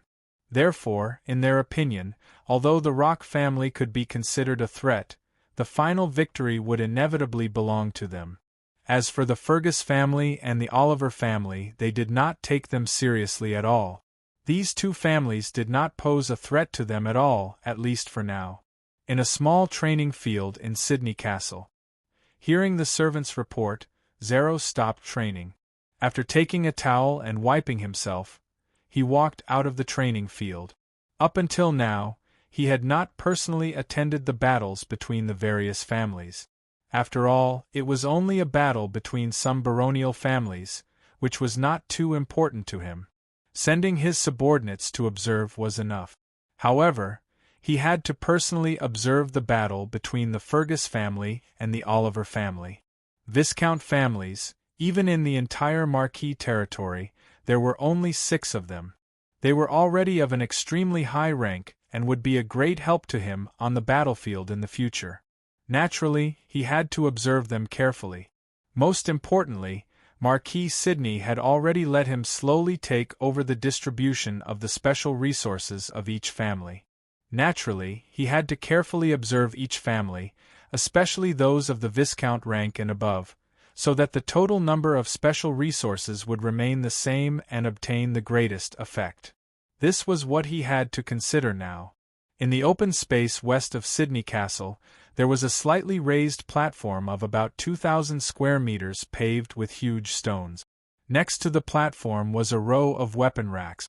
On the weapon racks there were long knives, long swords, spears, daggers, staffs, and other weapons, but they were all made of ironwood. These weapons were not edged and were not sharp. As long as one wore battle armor, there would not be any serious injuries. They were considered relatively safe weapons for sparring. This was naturally the platform where the members of the Sidney family usually sparred. The Fergus family, the Oliver family, and the Harris family, who were preparing to watch, left the Fergus family's residence and came here. However, when they arrived, they discovered that there were already many people around the training ground. Not only that, but there were also people from other families arriving. There were men and women, young people and middle-aged people. They stood in groups of 3 to 5 and stood around the battle stage. However, they didn't seem to have any intention of fighting. They were obviously waiting for the battle between the Fergus family and the Oliver family. They're really well informed. Seeing this scene, Gray could not help but sigh in his heart at how well informed these families were. They were already waiting here before he and the others arrived. It was obvious that these people had already received the news when Oliver went to the Fergus family. I'm afraid this has something to do with the Sidney family. A thoughtful look flashed across Gray's eyes. The Sidney family's purpose in doing this was to create a sense of crisis and competition in the other families, so that they could quickly improve through competition and achieve the goal of increasing the overall strength of the Sidney Marquis. That's the Count family, the Ford family. That's the Count family, the Smalley family. That's the Richens family. That's the Bessemer family. Knowing that Gray didn't know any of the families that had appeared, Bonner introduced them to Gray in a low voice. Gray sized up the younger generation of each family. Of course, his focus was on the Viscount family. For the current Fergus family, whether it was the Count family or the Baron family, they were not the focus of attention. The Count family valued their reputation, and would not take the initiative to challenge the Viscount. After all, there was no benefit to winning, and losing would be embarrassing. As for the Baron family, other than a few families that had a chance of becoming Viscounts, the other families did not have the strength to challenge them. Even if they had the strength to challenge them, they would not challenge the Viscount family. Becoming enemies with a Viscount family before becoming one was obviously not a wise choice. Young Master Sidney is here. Suddenly, many people looked in one direction. Gray followed their gazes and saw a young man in a moon-white suit and a young lady walking over. The young man had a head of dazzling golden hair and a calm demeanor. He was the eldest son of Marquis Sidney Zeloyan. The young lady beside him was wearing a long white dress. Her figure was extremely slender, and her hair was also golden. It was long and slightly curly, making her look like a Barbie doll. That's Polly Sidney, the youngest daughter of the Marquis. Seeing Gray's confusion, Bernal explained. Young Master Zeloyan, Miss Polly. Young Master Zeloyan, Miss Polly. The group of nobles, including the Fergus family and the Oliver family who were about to participate in the duel, stepped forward to greet the two of them according to their noble status. Zero and Polly, on the other hand, greeted them calmly. After greeting them, the Fergus family and the Oliver family walked to the area closest to the arena. Bernal, let's begin. Keppel Oliver, the eldest son of Viscount Oliver, looked coldly at Bonner and said, "You're in your early 20s. You're in your early 20s. You're in your early 20s." In this year's territorial war with the Fergus family, the Oliver family had suffered a crushing defeat and had lost all face. Viscount Oliver had been captured on the spot and had been forced to pay a total of 50,000 gold coins as compensation. This was a disgrace that had to be washed away. Otherwise, the Sidney family would look down on the Oliver family, and their quota of special resources would be reduced in the future. Thus, he had to win this battle. He had to use victory to wash away the disgrace of the territorial war and change the Sidney family's impression of the Oliver family. All right. Facing Keppel's cold gaze, Bernal returned it with an equally cold gaze. He could naturally guess that Keppel wanted to wash away the disgrace by defeating him, and he definitely wouldn't let him succeed. Viscount Fergus's words from last night were still ringing in his ears. For the family and for his future training resources, he had to defeat Keppel and strive to prevent Gray's strength from being exposed. At the same time, he also had the thought of proving himself to Viscount Fergus. Chapter 79.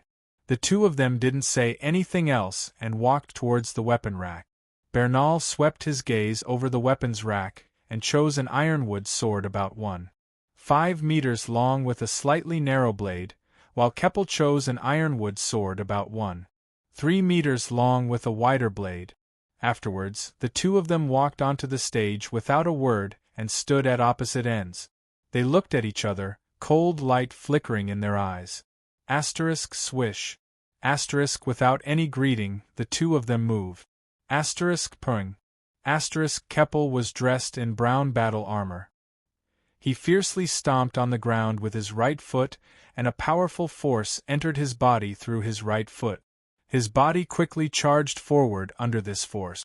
Fortunately, the platform was built with a type of bronze stone that wasn't any weaker than iron in terms of hardness. Otherwise, he would have left a footprint on the stone beneath his feet.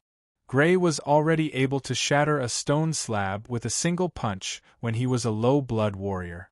Keppel's destructive power as a middle-blood warrior was obviously even greater. As he charged forward, the ironwood sword in his hand viciously slashed out diagonally from his chest. Crash.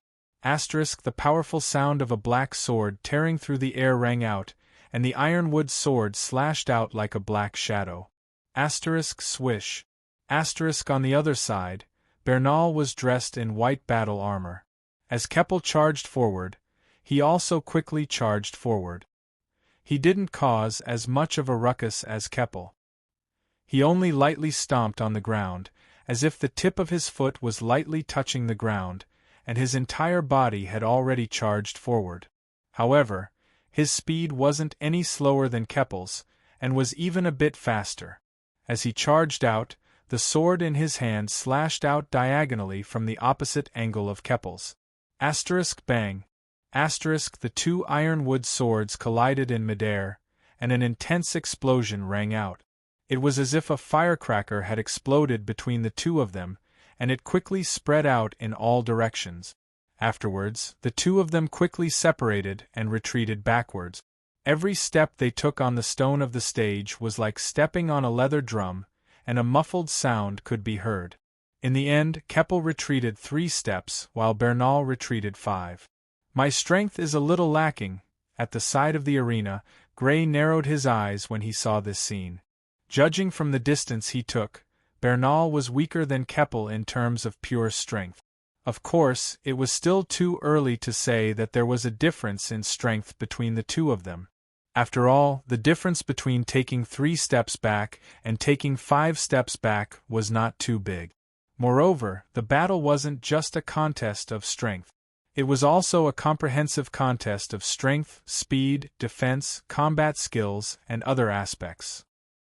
His elder brother had probably chosen to fight Keppel head-on with the intention of probing and observing his opponent during their first exchange. His fighting style would probably change in the future. Because he had retreated less, Keppel was the first to stabilize himself. His left foot stomped heavily on the ground, and his entire body shot out quickly. The distance of a few steps was too close. In the blink of an eye, he had closed the distance. The saber in his hand slashed horizontally at Bernal. Whoosh! An ear-piercing whistling sound was heard in the air. This was the most powerful attack he could perform without using his blood force. However, just as his saber was about to strike Bernal, he saw Bernal lightly stomp on the ground. His entire body shot backwards at an extremely strange speed, barely dodging this attack. Not only that, but he also stomped on the ground a few times and circled around Keppel. He quickly arrived at Keppel's side and slashed at Keppel's neck. If this slash landed, even if the ironwood sword did not have a blade, it would be enough to heavily injure Keppel or even kill him. After all, his neck was not protected by any armor. Keppel's hair stood on end at this moment. He quickly turned his saber around and blocked Bernal's slash, blocking Bernal's dangerous attack. Bang! Another explosion like that of a cannon rang out. Bernal and Keppel separated upon contact once more, retreating backwards. Pop, pop, pop. The sound of someone stepping on a cowhide drum rang out once more. This time, Kepper took 3 steps back, just like before. However, Bonner's steps were the same as Kepper's, also 3-step. As expected. Seeing this, the corners of Gray's mouth rose slightly. There was still a gap in strength between Bernal and Keppel before, and it was impossible for this gap to disappear all of a sudden. The reason for this was naturally because Keppel had acted hastily and was unable to display his full strength. Evidently, after testing out that Keppel's speed was inferior to his and that his strength was greater than his, but only by a small margin, Bonner had already changed the way he fought. Relying on his speed, he dodged Keppel's attacks and attacked from the side, forcing Keppel to hastily defend himself and be unable to display his full strength. Bang! Bang! Bang! Sounds like that of a cannon rang out continuously on the stage. Bernal and Keppel were quickly exchanging blows. One moment they were fighting to the east of the stage, the other to the west. Fighting with all their might caused their physical strength to deplete rapidly. Sweat dripped down from both sides of their foreheads, and the hair on their temples was already soaked with sweat. Because Bernal was always attacking from the side or the back, Keppel's attacks were unable to display their full strength. Of course, Bernal wasn't able to gain an advantage either. Even if he relied on his speed to attack Keppel from the side or the back, forcing Keppel to be unable to display his full strength, he was only on par with Keppel in terms of strength. Whoosh! Bernal appeared on Keppel's right and slashed his sword at Keppel's side once more. Ha! But right at this moment, Keppel suddenly roared. His hands suddenly swelled up, and the arms of his armor clearly felt as if they were being propped up. Then, he turned around and swung the long saber in his hand from top to bottom with great force. Rip! The air seemed to be torn apart by this slash, and the sound it emitted was extremely ear-piercing. Around the stage, the weaker nobles couldn't help but turn pale as they stared at Keppel's blade in fear. This blade gave them the feeling that it was unstoppable. If this was a real battlefield, they would very likely lose their lives facing this blade. Even the descendants of counts and viscounts couldn't help but narrow their eyes. This slash was already a huge threat to them. Get ready to end this quickly. The expression in Gray's eyes suddenly turned sharp. Judging from Kabir's sudden increase in strength, it was easy to determine that Kabir had used his blood power. Although blood energy could increase battle strength, a blood warrior of too low a level had too little blood energy in their body. Even a middle-level blood warrior could only use it about 10 times in a short period of time. Thus, blood energy was extremely precious in battle. Once it was used, it was clear that one intended to end the battle in a short period of time. Bernal's expression turned serious when faced with Keppel's sudden use of blood energy. He poured blood energy into his legs without hesitation. Swish! He'd originally been slashing his sword at Keppel, but now he retreated at an even faster speed, dodging Keppel's terrifying slash. He definitely wasn't Keppel's match in terms of pure strength, not to mention that Keppel had already used blood energy to increase the strength of his arms. Although he could also use blood energy to increase the strength of his arms, it was clear that the characteristics of the blood art Windwolf meant that the degree of increase would definitely be inferior to Keppel's. The difference in strength between him and Keppel had become even greater, so he chose to dodge. Bang! On the stage, the loudest explosion since the start of the battle rang out.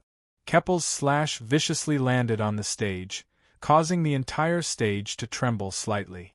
If one looked closely, they would discover that Keppel's slash had left a shallow scratch on the surface of the bronze that was as hard as iron. One could well imagine how powerful his slash was to be able to leave a scratch on a stone that was as hard as iron. Not far away, Bernal stared at this terrifying slash with lingering fear. He'd naturally seen the scratch on the stage, and that was exactly why he still had lingering fears. If he'd taken such a slash head-on, even with the protection of his armor, he would definitely have been injured and naturally lost. Fortunately, with the boost from blood energy, Cancan's increased speed allowed her to dodge. Swish! Both of them moved at almost the same time. Both of them had used blood energy. Just as Gray had predicted, they were prepared to end the battle quickly. One of them poured blood energy into his hands, causing the blade in his hands to rampage and emit terrifying whistling sounds. The other poured blood energy into his legs, rapidly dodging attacks while also looking for an opportunity to attack. Bang! Both of their physical strength and blood energy were rapidly being depleted. Finally, at a certain moment, a figure was sent flying with a muffled sound. This person was Keppel, dressed in brown armor. After dodging Keppel's ferocious attacks several times, Bernal finally found an opportunity to slash at Keppel's body and send him flying. With the protection of his armor, Keppel only felt a bit of pain when he landed on the ground. He wanted to turn around and stand up, but at this moment, a sword was placed against his neck. The other end of the sword was in Bernal's hand, who was panting heavily. His heart suddenly sank, and his eyes filled with disappointment. He'd lost. He hadn't been able to wash away the shame of the Oliver family. He no longer cared about Keppel. After all, this was a spar that didn't involve life and death. A victory was a victory, and there wouldn't be any retaliation. The dignity of a noble wouldn't allow such a thing to happen. Using his sword to support his body, Bernal looked down at Viscount Fergus below the stage. Chapter 80. Good. Viscount Fergus's eyes were full of praise when he met Bernal's gaze, and he nodded with a gratified expression. With the Fergus family's current strength of 2 middle-level blood warriors, the Oliver family was naturally not a match for them. However, what he wanted more was for Grey to reveal his strength as a middle-level blood warrior a little later. It would be best if he didn't reveal his strength before the battle with the Richens family. This way, the Richens family would definitely be caught off guard. This was why he had let Bernal and Elise deal with the Oliver family and try to prevent Grey from making a move. Now that Bernal had defeated Keppel, a middle-level blood warrior from the Oliver family, it could be said that he had basically succeeded. The remaining person from the Oliver family only had the strength of a low-level blood warrior. Even if Bernal had greatly exhausted his strength, he should still be able to deal with him. Even if he couldn't, it would be enough for Elise to finish him off after Bernal had exhausted his strength. Damn it! Compared to Viscount Fergus's face full of smiles, Viscount Oliver's expression was terrifyingly dark. With Keppel's defeat, the Oliver family's battle to wash away their humiliation had basically been declared a failure. There was no need for Elise or Grey to make a move. Even Bernal alone would be enough to defeat his second son, Boyle. His expression changed again and again before he finally looked at Viscount Fergus and said, "The Oliver family admits defeat. The Oliver family admits defeat in this battle. However, I hope that my second son, Boyle, will be able to spar with your second son. This will give the youngsters a chance to gain experience." Viscount Fergus heaved a sigh of relief when he heard the admission of defeat. It was always good to win without a fight. However, when he heard the request for a spar, he couldn't help but frown. Viscount Oliver admitting defeat was not out of his expectations. Since he knew that he was no match for him, he might as well admit defeat and conserve his energy to challenge the other Viscount families and snatch victory from them. He had originally thought that this was the Oliver family's plan, but after hearing Viscount Oliver's request to spar, he immediately came to a realization and understood Viscount Oliver's true plan. The opponent was advancing in order to retreat. Their goal was to allow their second son, Boyle, to bypass Bernal and directly fight with Elise.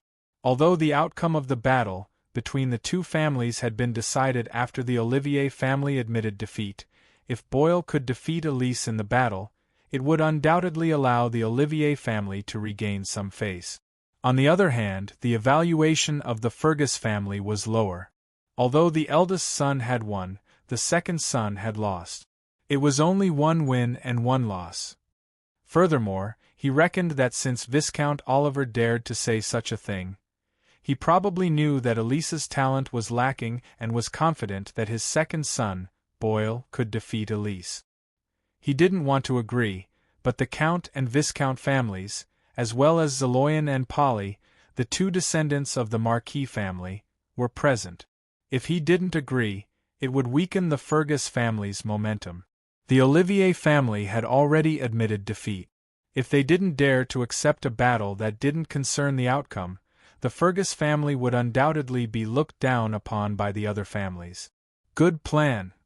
Knowing that he had no choice but to accept this spar, Viscount Fergus coldly snorted in his heart. He looked at Elise, but shook his head slightly and looked away. If things really went as Viscount Oliver had planned, then this battle would probably be a loss. Even as her father, he didn't think that Elise could win. Elise's usual performance made him feel uneasy. He fixed his gaze on Grey for a moment and couldn't help but raise the corners of his mouth. He tilted his head and spoke to Viscount Oliver. Viscount Oliver's suggestion isn't bad, I agree. However, I hope that Grey can replace Elise. Although Grey is already a low-level blood warrior, he lacks actual combat experience the most among the three brothers. I hope that he can participate in this spar. I have no objections. Viscount Oliver's eyebrows twitched as he silently cursed the old fox. Defeating Elise and defeating Grey were two different things. Elise's age was similar to Boyle's. If she could defeat him, then it would immediately prove that the Fergus family's second son, Elise, was inferior to the Olivier family's second son, Boyle. This would allow the Olivers to regain some face. If it was the younger Grey, even if she defeated him, people would only think that Grey was too young and lacked combat experience due to the age difference between the two. This battle would instead become a friendly spar for the sake of increasing combat experience. However, he had originally proposed this with the excuse of increasing combat experience. Now that his goal had changed, he couldn't refuse.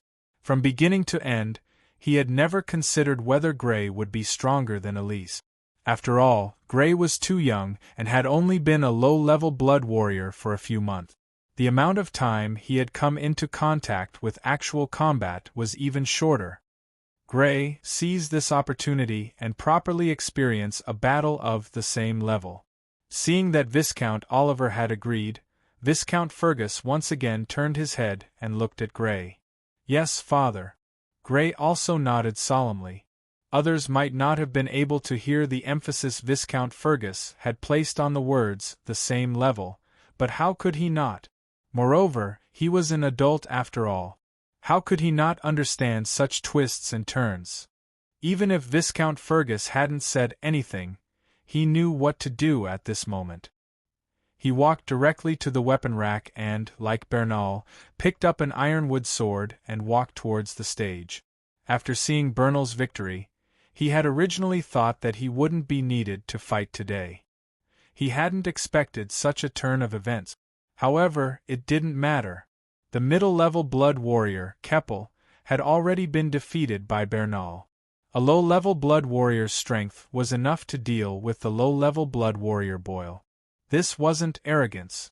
After all, the current him had absorbed Han Hu's strength during the transformation process after consuming Han Hu's blood. Even if he only used the strength of a low-level blood warrior, his strength wouldn't be weaker than Keppel's. In addition to his speed, his advantage was very obvious. "Do your best." Seeing that there was no need to fight, Bernal walked towards the Fergus family from the stage. When he passed by Grey, he smiled slightly and said, "I will." Grey also smiled slightly. On the other side, Boyle walked onto the stage after picking up an ironwood sword. He took a deep breath and looked at Grey with a gloomy gaze. His elder brother had already lost. He definitely couldn't lose again. Otherwise, the Oliver family would really lose face. "Elder sister, who do you think will win between the two of them?" On the side closest to the stage, the four members of the Bessemer family stood there. The second son, Kai, and I looked at the two people on the stage and asked. Xiaoli had a beautiful face and a tall and slender figure. She exuded a heroic aura. Hearing her brother Kai's question, her beautiful eyebrows raised slightly as she replied, "It should be Boyle." "Why? I've heard that this Grey's talent isn't any worse than yours. Maybe he has the same talent for battle as you," Kai and I said casually. In fact, he already believed Xiao Li's words. However, he had always liked to disagree with his sister. When he heard that his sister was so sure that Boyle would win, he naturally felt the opposite in his heart. "Do you think that battle talent is a vegetable?" Xiao Li rolled her eyes and glanced at her brother, who always liked to disagree with her. She reached out her hand and rubbed his blonde hair before retracting her hand in satisfaction. Battle talent was a talent born for battle. In battle, one could more flexibly display one's own strength. Generally speaking, there were very few people like this. She had battle talent, but that was thanks to her mother. That's right, her mother also had battle talent, and she was fortunate enough to inherit it. This kind of inheritance wasn't 100%, at least her brother didn't inherit it. Don't rub my head. Kai and I complained in dissatisfaction. He was very dissatisfied with his sister's careless rub of his head. He immediately disagreed. Humph, the winner will definitely be Gray. Just watch. There were 3 people some distance away from the 4 of them. They were the 3 members of the Richens family. He's not even 17 and hasn't been brought to the castle before he turned 16. This fellow should only have a few months of actual combat experience. He won't be defeated in a few moves, right? If that's the case, it'll be difficult for us to see anything, Timothy said with a frown. If he really can't even take a few moves, then there's no need to pay attention to him. He's destined to not amount to anything, Clifford sneered. There were 5 people near the east side of the battle platform. The person in the lead was a middle-aged man with a hooked nose. He was Viscount Shelley of the 6 Viscounts of the Sydney Hill. Of the other 4, a middle-aged woman with dark brown hair was his wife, a young man with the same hooked nose, and 2 youths were his 3 sons. Watch carefully. Both of them will become your opponents. Yes, father, Viscount Shelley said to the 2 youths, and the 2 youths respectfully acknowledged.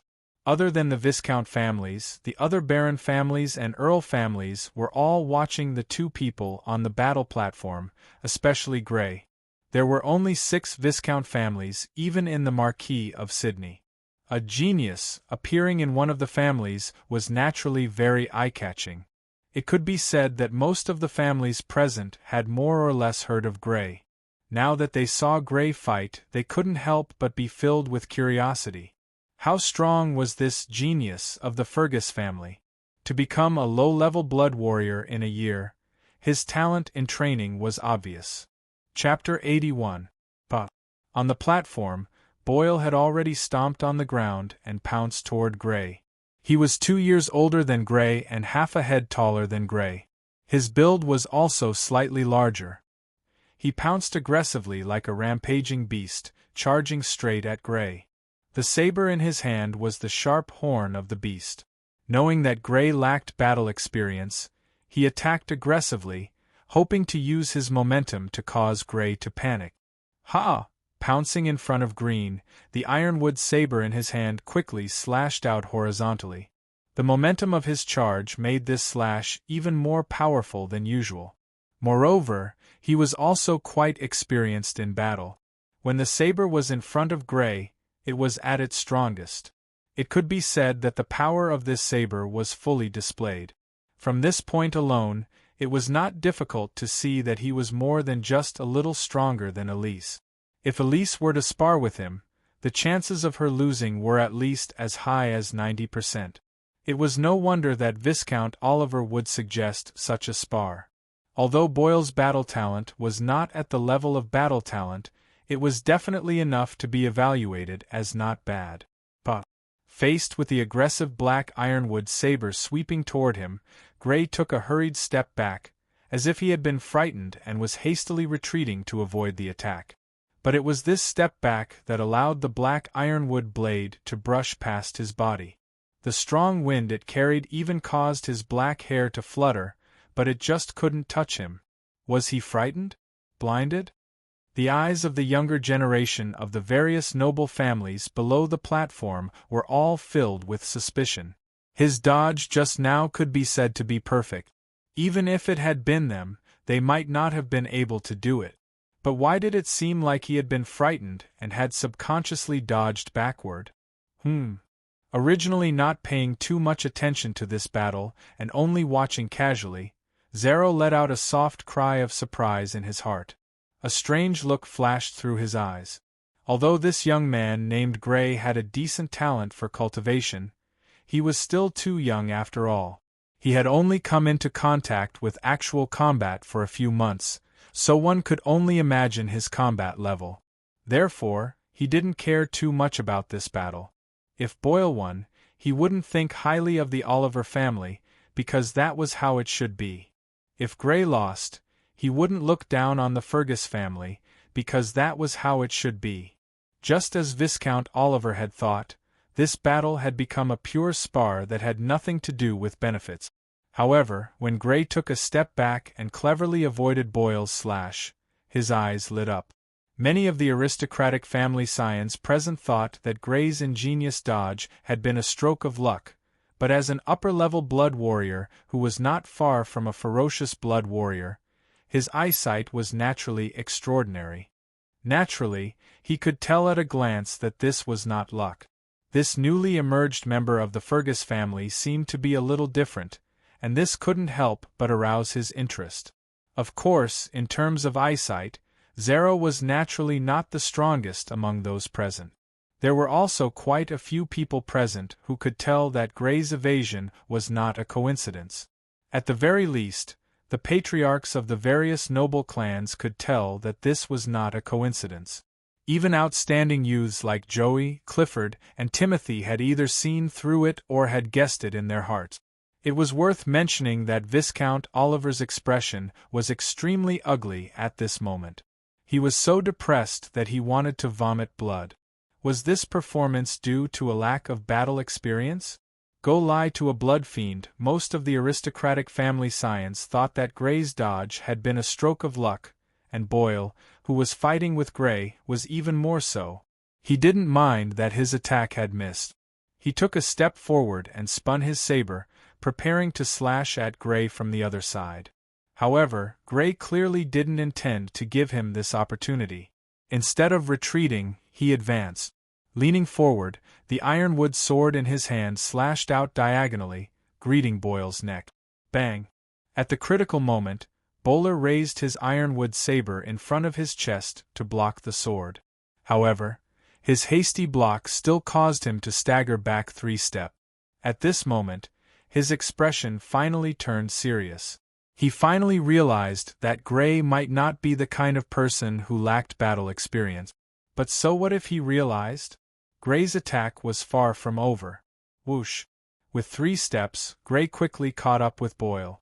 Before Boyle could adjust, Grey slashed out with his ironwood sword again, aiming for his neck. Wearing combat armor, the neck was the easiest place to attack. With the armor protecting other parts, the damage would undoubtedly be greatly reduced. Bang! Boyle hastily blocked and was repelled once again. Bang bang bang! Grey didn't give Boyle any chance to regroup. He chased, attacked, over and over again. Even if he could only use the strength of a low-level blood warrior, his speed was still faster than Boyle's. With this speed, Boyle was forced to block again and was forced to retreat again and again. Ha! After being suppressed again and again, Boyle knew that he would lose if this continued. His expression became anxious. He clenched his teeth and suddenly roared like a beast forced into a desperate situation. As he roared, a trace of the small amount of blood energy in his body immediately poured into his saber-wielding hand.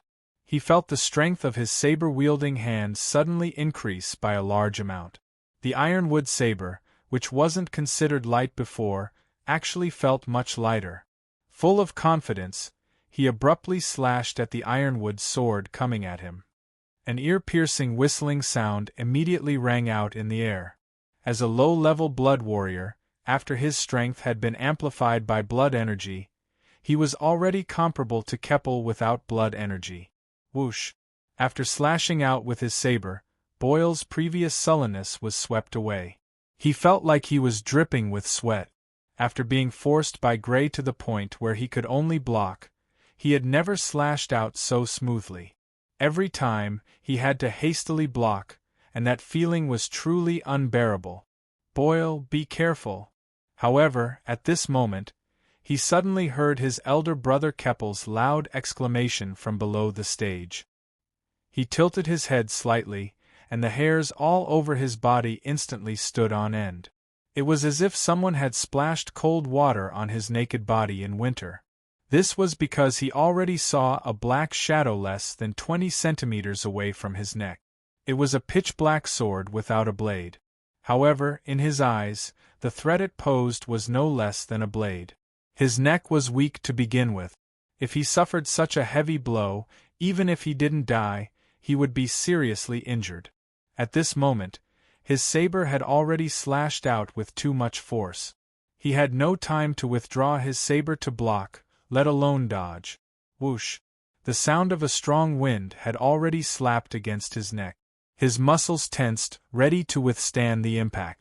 However, at this moment, when the black ironwood sword was only 2 or 3 centimeters away from him, the sword suddenly stopped. Phew! Seeing the black ironwood sword suddenly stop in front of his neck, he let out a long sigh of relief. His entire body actually felt like it was about to collapse. Then, another wave of humiliation surfaced in his heart, and his face instantly flushed red. He had actually lost to someone who had only come into contact with actual combat for a few months at most, and who was much younger than him. He could already imagine how disappointed his father and brother would be below the stage, and how surprised and disdainful those nobles would be when they looked at him. Boyle actually lost? Some of the aristocratic descendants couldn't believe it. He actually lost to someone who has only been a low-level blood warrior for a few months. Isn't this Boyle's strength too weak? Some of the aristocratic descendants had looks of disdain. It's not that Boyle is too weak. It's that this Grey is too strong. I didn't expect this Grey to not only be talented in cultivation, but also extremely talented in combat. Only a few aristocratic descendants could be considered fair, but their voices were drowned out by the voices of the others. Did he really win? Kai and I looked at the stage in surprise. Although he kept saying that the victor would be Grey, that was only to spite his sister. He had never thought that the victor would be Grey. After all, the gap in combat experience was there for all to see. Jolly's delicate brows furrowed and relaxed and furrowed again. She looked at her mother, Viscount Bay-Samai, and asked, "So far, that's combat talent? It can't be wrong." Viscount Bay-Samai's gaze was deep. Others might not be able to sense it, or they might still be in doubt, but as someone who possessed combat talent and whose strength was as high as a ferocious blood warrior's, she was already very certain. Although his combat skills were still immature, he had an extremely sharp intuition when it came to timing. In the end, in order to break free from Grey's suppression, Boyle had used his blood power to increase his strength sharply. But it was precisely because of the sudden increase in strength that he couldn't adapt to the sudden increase in strength, and his control became poor, causing his blade to slash out too wide and unable to withdraw in time. This had happened in a short instant. A low-level blood warrior wouldn't have noticed it at all, but the other party had noticed it and turned it into an opportunity for victory.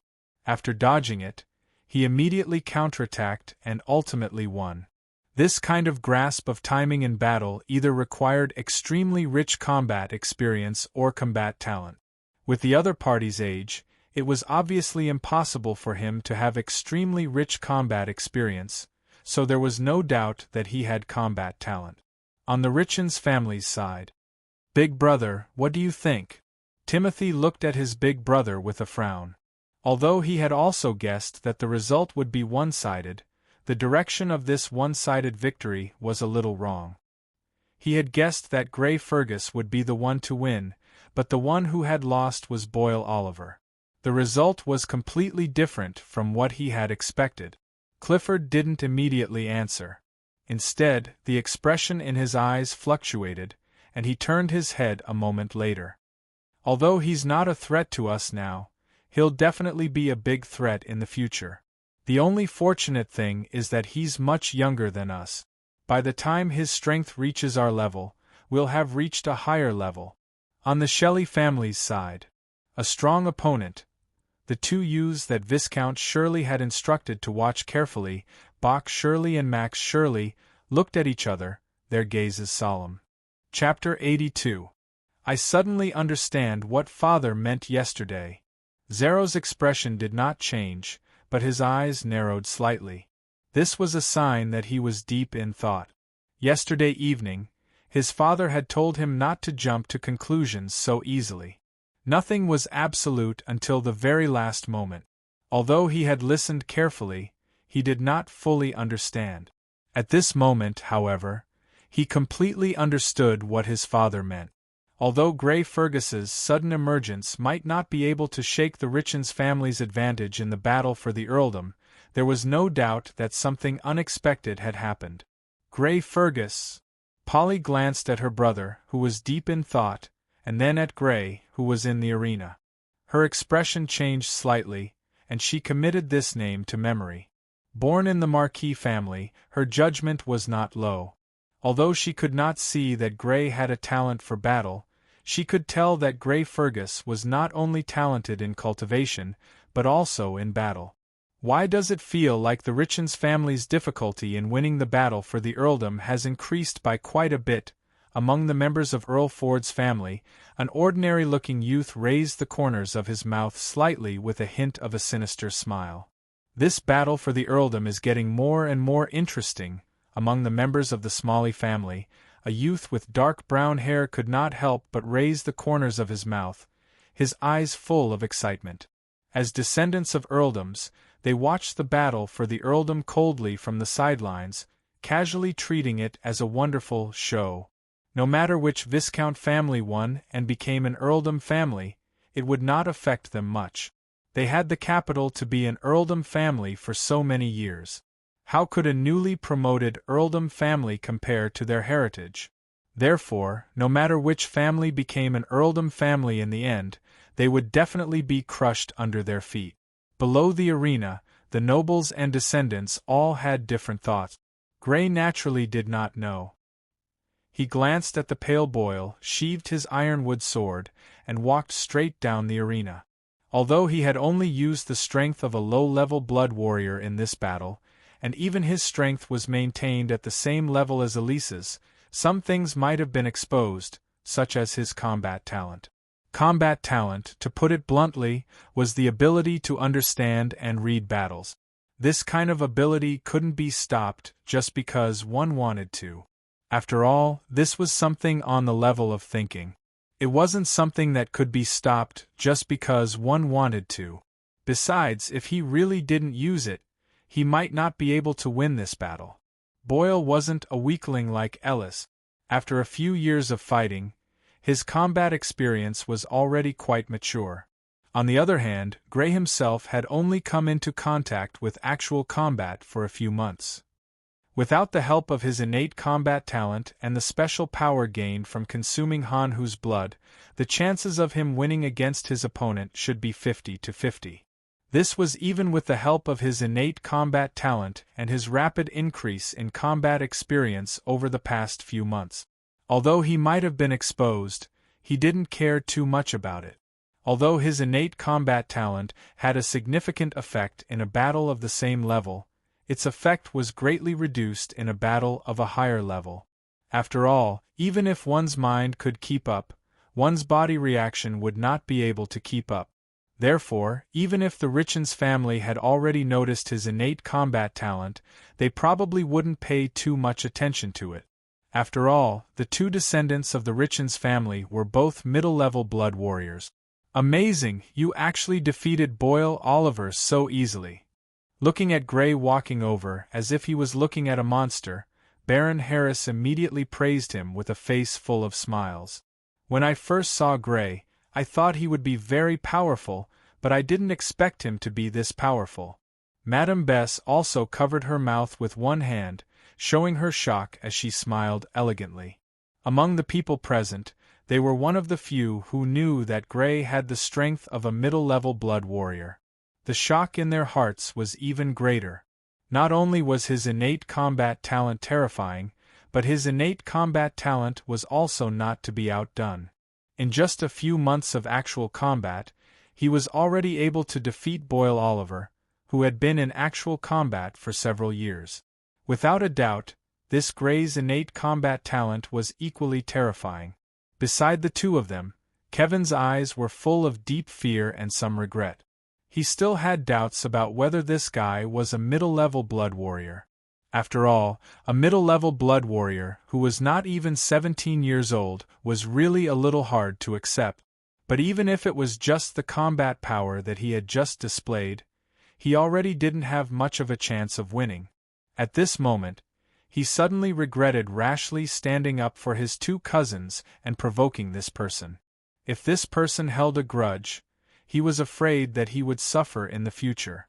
Well done. Viscount Fergus nodded in satisfaction as Grey walked over. The reason he was really satisfied was not because Grey had won the battle, but because Grey had only relied on the strength of a low-level blood warrior to win the battle. After all, Grey had the strength of a middle-level blood warrior. It was impossible for him to lose. Tilting his head to look at Viscount Oliver, Viscount Fergus had a smile on his face as he thanked him.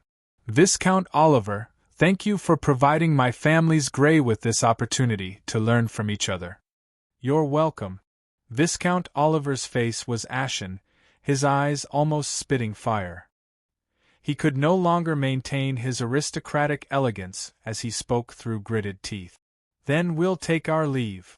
Viscount Fergus's smile became even more radiant when he felt Viscount Oliver's eyes that were about to spit fire. He exceedingly courteously bid farewell to Viscount Oliver before turning to leave with Grey and the others. Damn it, Viscount Oliver's expression couldn't be any uglier when he felt several mocking gazes looking at him.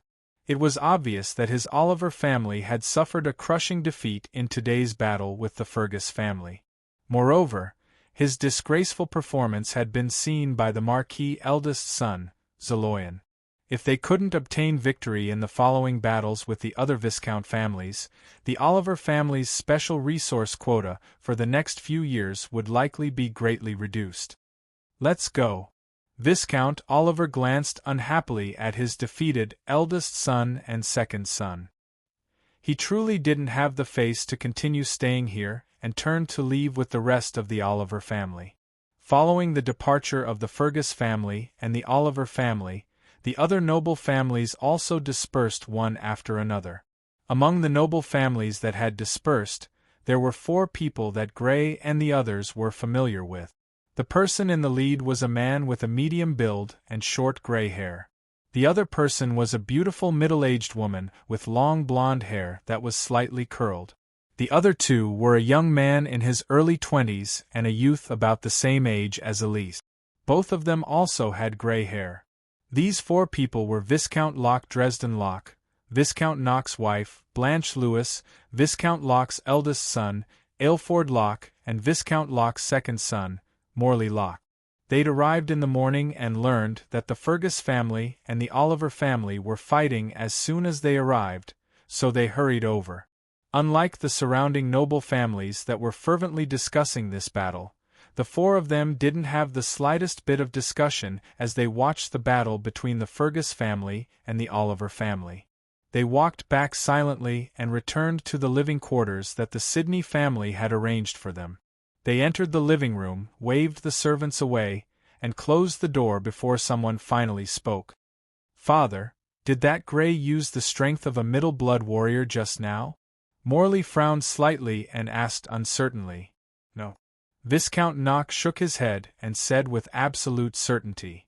"Then how can his actual combat ability be so strong?" Aylford also frowned. The other party had only been exposed to actual combat for a few months. Logically speaking, he shouldn't be a match for Boyle Oliver in a battle of the same level. "Do you really think that he's only been exposed to actual combat for a few months?" Viscount Locke's gaze swept over Aylford and Morley as he asked calmly. "Father, do you mean that he's been exposed to actual combat for more than a few months?" "But father, didn't he just enter Fergus Castle a few months ago?" Aylford asked doubtfully. He had always believed in his father's words, but now he couldn't help but have doubts. "Don't you think it strange that someone who spent a year to become a lower blood warrior could advance from a lower blood warrior to a middle blood warrior in less than a year after being brought to the castle?" Viscount Locke didn't mind Aylford's doubts and continued to ask. "Father, do you mean that Viscount Fergus might have already sensed that he had extraordinary talent when he first started cultivating and immediately began to cultivate him? The time he took to truly become a lower blood warrior should be shorter than a year. As for becoming a lower blood warrior in a year, This should be a deliberate fog that the Fergus family let out. Aylford suddenly came to a realization. If the time he took to become a lower blood warrior wasn't a year, and if he had already begun to cultivate actual combat when he first came into contact with blood techniques at the age of 15, then everything made sense. After spending close to 2 years, it was not unacceptable for him to have this level of combat experience. That's right. Viscount Locke nodded approvingly, then sighed again. I've really underestimated the Fergus family. You've deceived the entire Marquis of Sydney. What a good trick, I can't help but be impressed. Different inferences led to different results. Viscount Besament inferred that Grey had combat talent based on the fact that Grey had only been exposed to actual combat for a few months. Viscount Locke, on the other hand, inferred that Grey had been exposed to actual combat for close to 2 years based on the fact that Grey had the strength of a middle blood warrior. But father, this Grey has so much actual combat experience. Won't our plan fail? After listening to Aylford and Viscount Locke's inferences, Maury came back to his senses after a while and asked worriedly. No, it's better to say that it's more beneficial to us. Viscount Locke's face revealed a victorious smile. Although the Fergus family shouldn't be underestimated, the Richens family shouldn't be underestimated either. In terms of heritage, the Richens family is the best among the 6 Viscount families. Now that our Rock family has 2 middle blood warriors like the Richens family won't easily challenge us. It's very likely that they'll challenge the Fergus family first before challenging our Rock family. Chapter 83. In the blink of an eye, 3 days had passed since the Oliver family challenged the Fergus family. There were only 2 days left until Marquis Sidney's birthday banquet. The sparring between the Fergus family and the Oliver family seemed to be the prelude to the sparring between the Viscount families. In these 3 days, the Viscount families began to frequently spar with each other. On the day of the sparring between the Fergus family and the Oliver family, the Bessemer family issued a sparring request to the Shelley family. The result was a crushing victory that was not out of many people's expectations. The next successor of the Bessemer family, Jory, first defeated the Shelley family's eldest son, Samson Shelley, who had the strength of a middle blood warrior. She then successively defeated the Shelley family's second son, Bach Shelley, and third son, Max Shelley, completing a 1 versus 3 battle. Her younger brother, Caney Bessemer, did not participate in the entire battle. From the beginning to the end of the battle, he did not have the opportunity to enter the arena. On the morning of the second day, the Richens family issued a sparring request to the Oliver family. The result was as if they wanted to teach the Bessemer family a lesson. Similarly, they only sent out their eldest son, Clifford, to defeat 2 members of the Oliver family. At the time, Grey clearly saw that Viscount Oliver's face had turned green. He was obviously quite angry. Facing the Richens family, who was publicly acknowledged as the strongest of the 6 Viscount families, it was expected that they would lose. However, the Richens family did not give them any face. This must have infuriated Viscount Oliver. In the afternoon, the Shelley family issued a challenge to the Fergus family. The result was naturally the Fergus family's victory. Bernal defeated the Shelley family's eldest son, Samson Shelley, and the second son, Bach Shelley, while Grey defeated the third son, Max Shelley. It was worth mentioning that Elise had also entered the arena before Grey, but she had lost to Max Shelley. In the end, it was Grey who went up and defeated him. Although they had lost the battle, A.I. Lizzie had managed to turn the tables and save some face. Viscount Shelley's expression was not ugly. He even looked at Fergus with some gratitude. He felt that Viscount Fergus had deliberately given him face. If he had sent Grey from the beginning, he might not have won a single victory. Of the third day, the morning, to the Oliver family was defeated again. Viscount Sherry let out a sigh of relief. At least he wouldn't be at the bottom. On the other hand, Viscount Oliver's face was as dark as coal.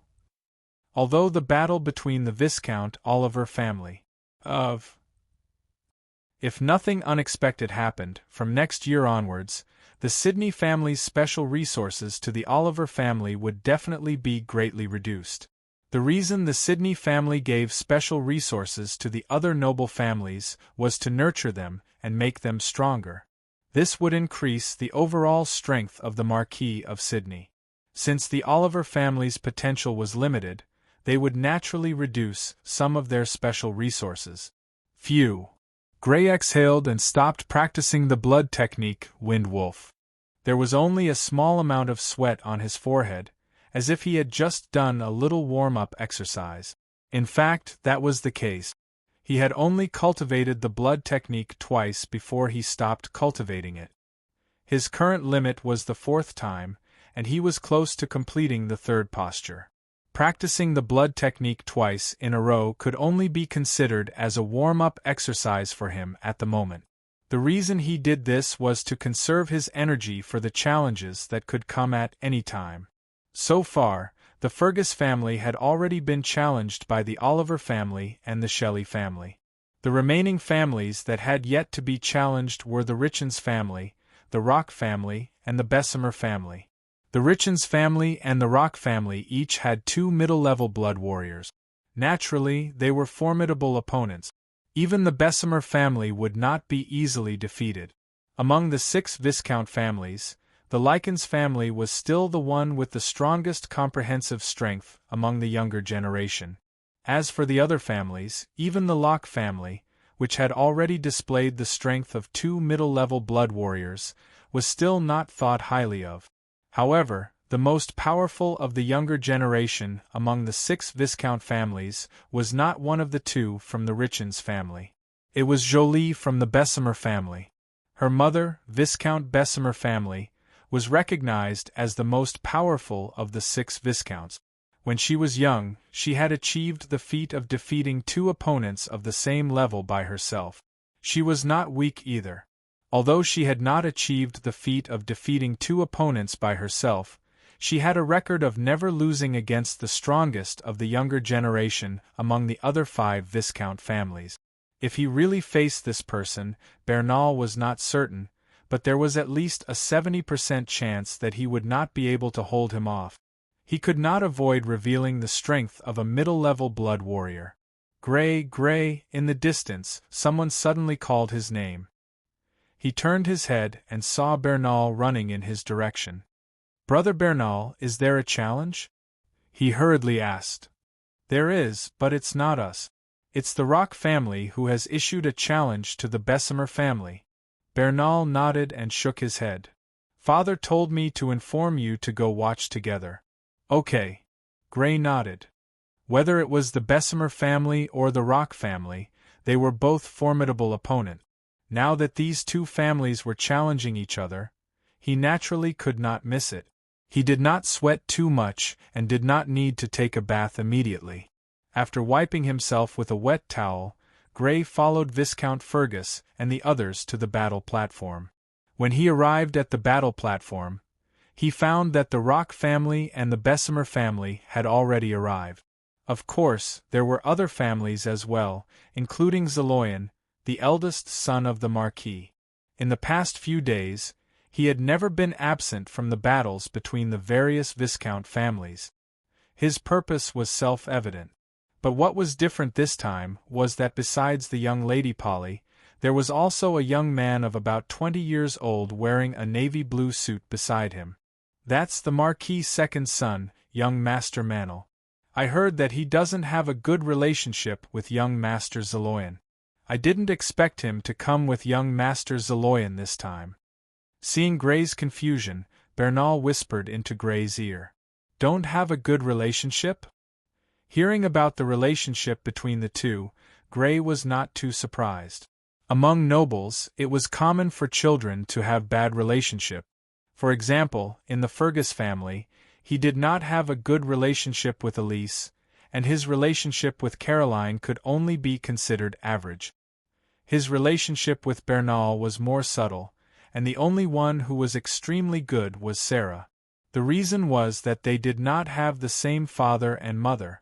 Of course, even if they were biological brothers of the same father and mother, Their relationship was not necessarily better than that of half-brothers of different mothers. In this world, the title of a noble was not necessarily inherited by the eldest son. Apart from illegitimate children, the second son and the eldest son had the same inheritance rights. This led to the problem of the title battle. In some noble families, the relationship between biological brothers could be said to be extremely bad, and there were even tragic cases of brother murder. It was not that the kingdom had not thought of promulgating the eldest son's inheritance system to avoid this situation, but after careful consideration, they gave up on this idea. The eldest son was not necessarily the most capable person among the descendants of the family.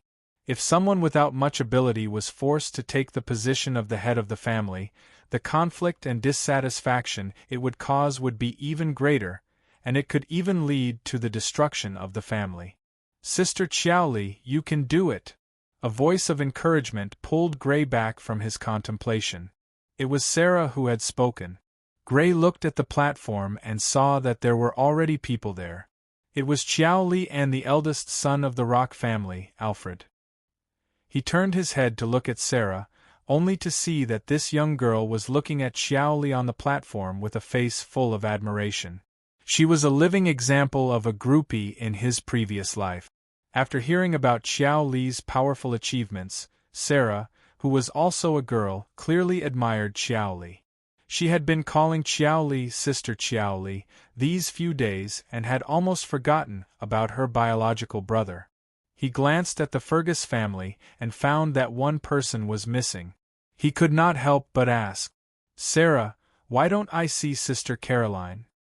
He had finished his training and hurried to meet up with Viscount Fergus, and then hurried here. He did not notice that Caroline was not here. "Oh, Sister Caroline, she said she wanted to read, so she didn't come."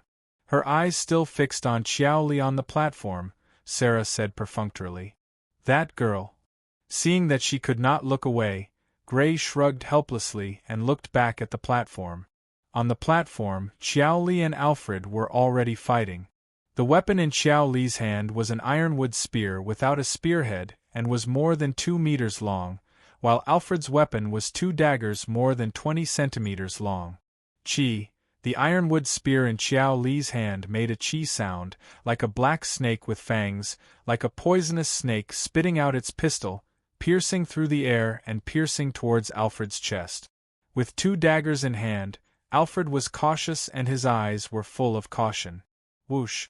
Just as the black ironwood spear was about to pierce his chest, he suddenly lowered his body and shrunk his height, allowing the ironwood spear to pass over his head. His movements were as agile as a monkey's. When Gray first fought with Emole, he found that Emole's movements were very agile. He was like a fish in water in the forest terrain, as if he had returned to his own backyard. Even though he was holding a Hanhu cub in his hand, he was able to dodge Gray's attacks continuously. Later, he asked Viscount Fergus and learned that the blood technique practiced by the Rock family was called Wood Monkey. It was derived from the murderous level blood beast, Wood Monkey, that could control plants. Chapter 84. Whoosh! Her spear was dodged, and Jolly's hands suddenly pressed down. The spear in her hands was like a long whip, lashing out at the half-squatting Silver. Bang! Ai LFO crossed his 2 daggers and blocked the long spear that came like a whip. There was a dull sound of collision between the long spear and the daggers. Taking advantage of this collision, Silver quickly retreated and distanced himself from Jolly. Jolly chased after him and stabbed with her spear, but Silver quickly dodged to the side again. On the battle stage, Jolly kept attacking and Silver kept dodging. If he could not dodge, he would cross his daggers and block the attacks. More than 10 minutes later, the battle between the two was still going on. Jolly was still attacking and Silver was dodging. "Why is this guy like a monkey, dodging here and there?" Sarah stared unhappily at Silver, who was dodging all over the battle stage while being chased by his idol. "Can you see it?" A thoughtful look flashed across the eyes of many, including Bernal. He tilted his head and asked Gray, "What's the matter?" "Yes." Gray's eyes moved slightly and he nodded. Since the start of the battle, Silver had not taken the initiative to attack. He had been dodging Jolly's attacks. His goal was self-evident, to exhaust Jolly's stamina. His opponent did not want to defeat Jolly at all. Instead, he wanted to exhaust Jolly's stamina. Of course, dodging like this also exhausted Silver's stamina, even more than Jolly's. However, one should not forget that other than Silver, the Rock family also had Emole, a middle-level blood warrior. His opponent's goal was obviously to exhaust Jolly's stamina, and then let Emole defeat Jolly. After dodging repeatedly, Silver's stamina was greatly depleted, and his movements were no longer agile. Jolly seized the opportunity and poured blood force into her hands, and then she stabbed out with her spear. Bang! Unable to dodge in time, AILFO was directly stabbed in the chest by the spear. Xiao Li's arms were filled with blood force, which made her spear extremely powerful. She sent AI Fu flying 10 meters away. Then, without stopping, she caught up to Aylford, who had fallen to the ground in a few steps. The tip of her spear was pressed against his neck. Hu! Xiao Li took a deep breath. As she breathed, her chest rose and fell. Even the battle armor couldn't hide it. After fighting with Alfred for more than 10 minutes, she had used up a lot of energy. Among the nobles present, there were many who could sense AILV's intentions. As the person in question, she could naturally sense it as well. However, the Rock family's conspiracy was an open conspiracy. Even if they knew the other party's purpose, they still had to follow the other party's plan. Elder sister. Although she had already defeated AILFO, Kai Ni's face was full of worry as she looked at Xiao Li in the battle arena. Viscount Bei Samai couldn't help but frown. Although Xiao Li had defeated AILV, she had used up a lot of her energy. Facing Emole, who was in perfect condition, it would be quite difficult for her to win. The reason she had been able to defeat 2 opponents of the same level by herself was because her opponents had severely underestimated her. They didn't use such a strategy of exhausting her energy. After you. As soon as AILV got off the stage, Emole had already leaped onto the battle arena in a few steps. He didn't give Xiao Li any time to recover. Whoosh! The battle began. Emole's feet tapped lightly on the ground. Like an agile monkey, he moved left and right. His movements were erratic as he approached Xiao Li. He held an ironwood sword that was 1.5 meters long. As he approached Xiao Li, he had already viciously slashed at Xiao Li's snow-white neck. Contrary to AILV's behavior on the platform, he had chosen to attack. In the previous battle between Xiao Li and AILV didn't take the initiative to attack. If Xiao Li didn't attack either, the battle would have ended in a draw. This was obviously disadvantageous for the Bei Mai family. The Rock family still had a middle-level blood warrior, while the Bei Mai family only had a low-level blood warrior. Now, if both sides didn't attack, the battle would end in a draw. In the battle between the 2 families, the winner would be the Bei Mai family. After all, the Bei Mai family still had one person who hadn't fought yet. Because of this, Emole attacked as soon as he got on the stage. Whoosh! Facing the ironwood sword that was slashing at her neck, Xiao Li didn't dare to be careless. The long spear in her hand drew an arc and intercepted AILV's ironwood sword. Bang! The long spear and the ironwood sword collided, making a dull sound. In the next moment, a person was pushed back. It was Emole. Xiao Li held the spear with both hands, so her power was naturally stronger than Emole's one-handed sword. It was natural for Emole to be pushed back. Whoosh! After pushing Emole back with her spear, Xiao Li took a few steps forward and chased after him. She infused the power of blood into her spear.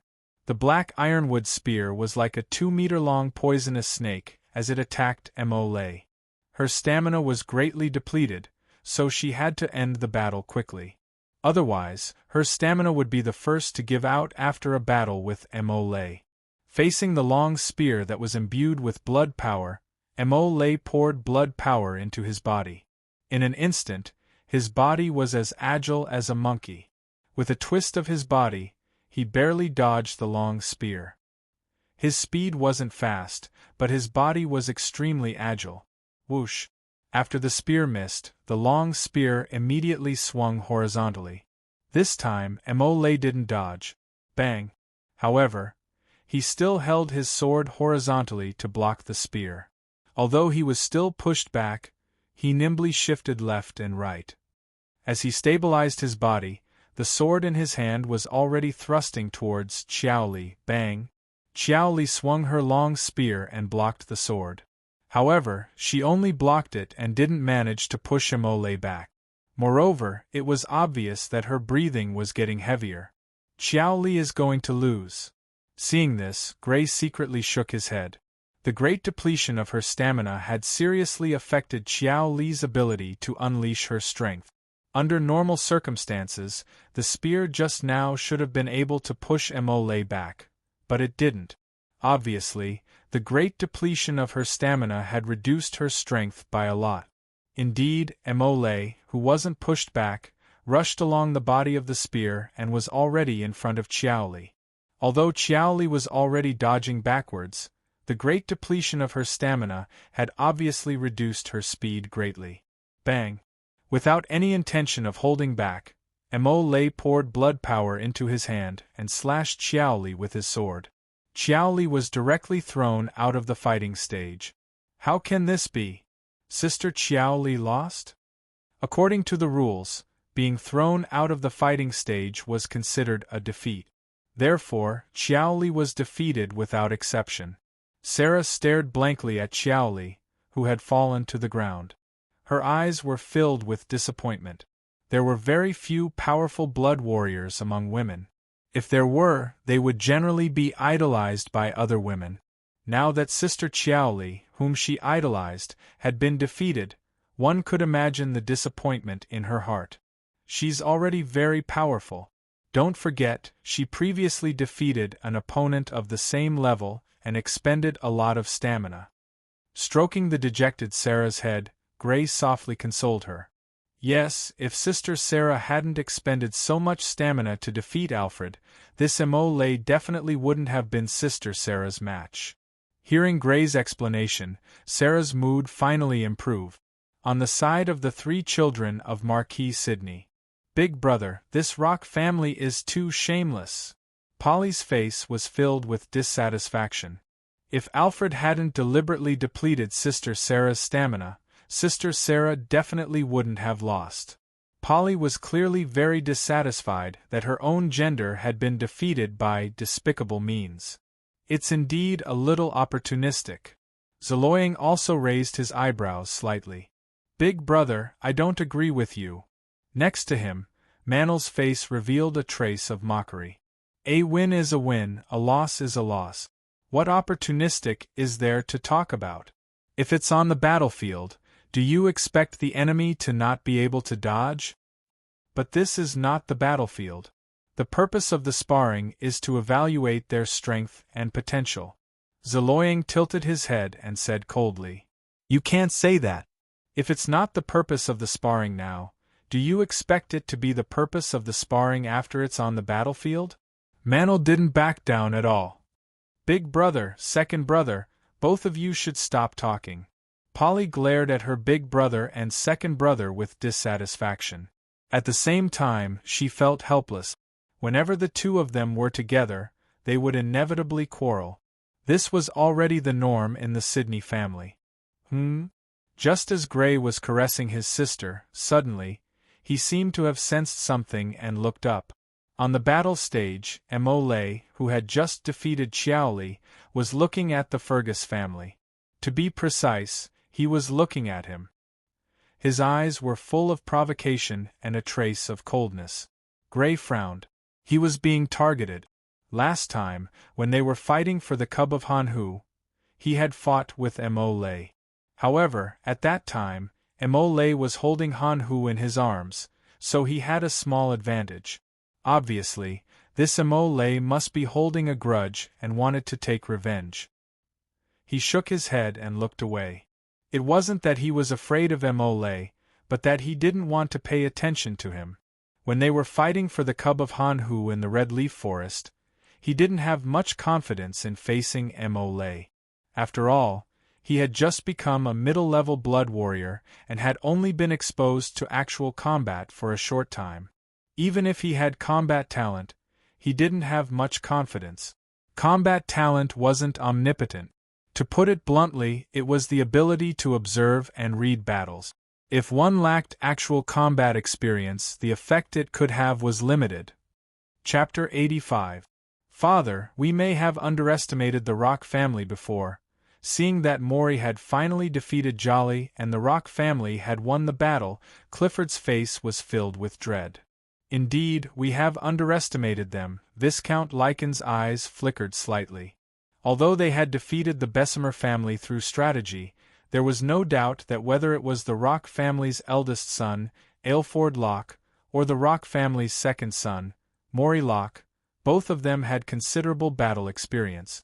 Maury Locke, in particular, had originally thought that he had just become a low-level blood warrior and wasn't too old, so his battle skills shouldn't be too strong.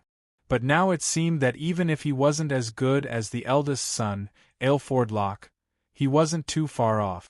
Otherwise, he wouldn't have been able to defeat Jolly. It seems that in this battle between the 6 Viscount families, our biggest opponent should be the Rock family. Timothy also spoke. Even if Jolly's stamina was greatly depleted, her strength was still there. If it had been a middle-level blood warrior with weaker battle skills, they might not have been able to defeat Jolly. He and his eldest brother, Clifford, had a deep understanding of this point, because both of them had fought Jolly before and had experienced Jolly's battle skills. Father, what do we plan to do next? Clifford opened his mouth and asked. The Fergus family. Viscount Lycan said lightly. Recently, the Fergus family has defeated the Oliver family and the Shelley family, and their performance has been quite impressive. Although they aren't as strong as the Bessemer family, the difference shouldn't be too great. Since the Rock family challenged the Bessemer family, our Richens family should naturally challenge the Fergus family, and then finally fight the Rock family. When do we challenge the Fergus family? Clifford asked. Why don't we do it now? Timothy directly suggested. Both of them were very confident in defeating the Fergus family. If the Rock family could defeat the Bessemer family, the Richens family could defeat the Fergus family, which was slightly weaker than the Bessemer family. Naturally, it wouldn't be a problem. Tomorrow, but we can go and say hello in advance. After saying this, Viscount Lycans walked towards the Fergus family, who were already preparing to leave.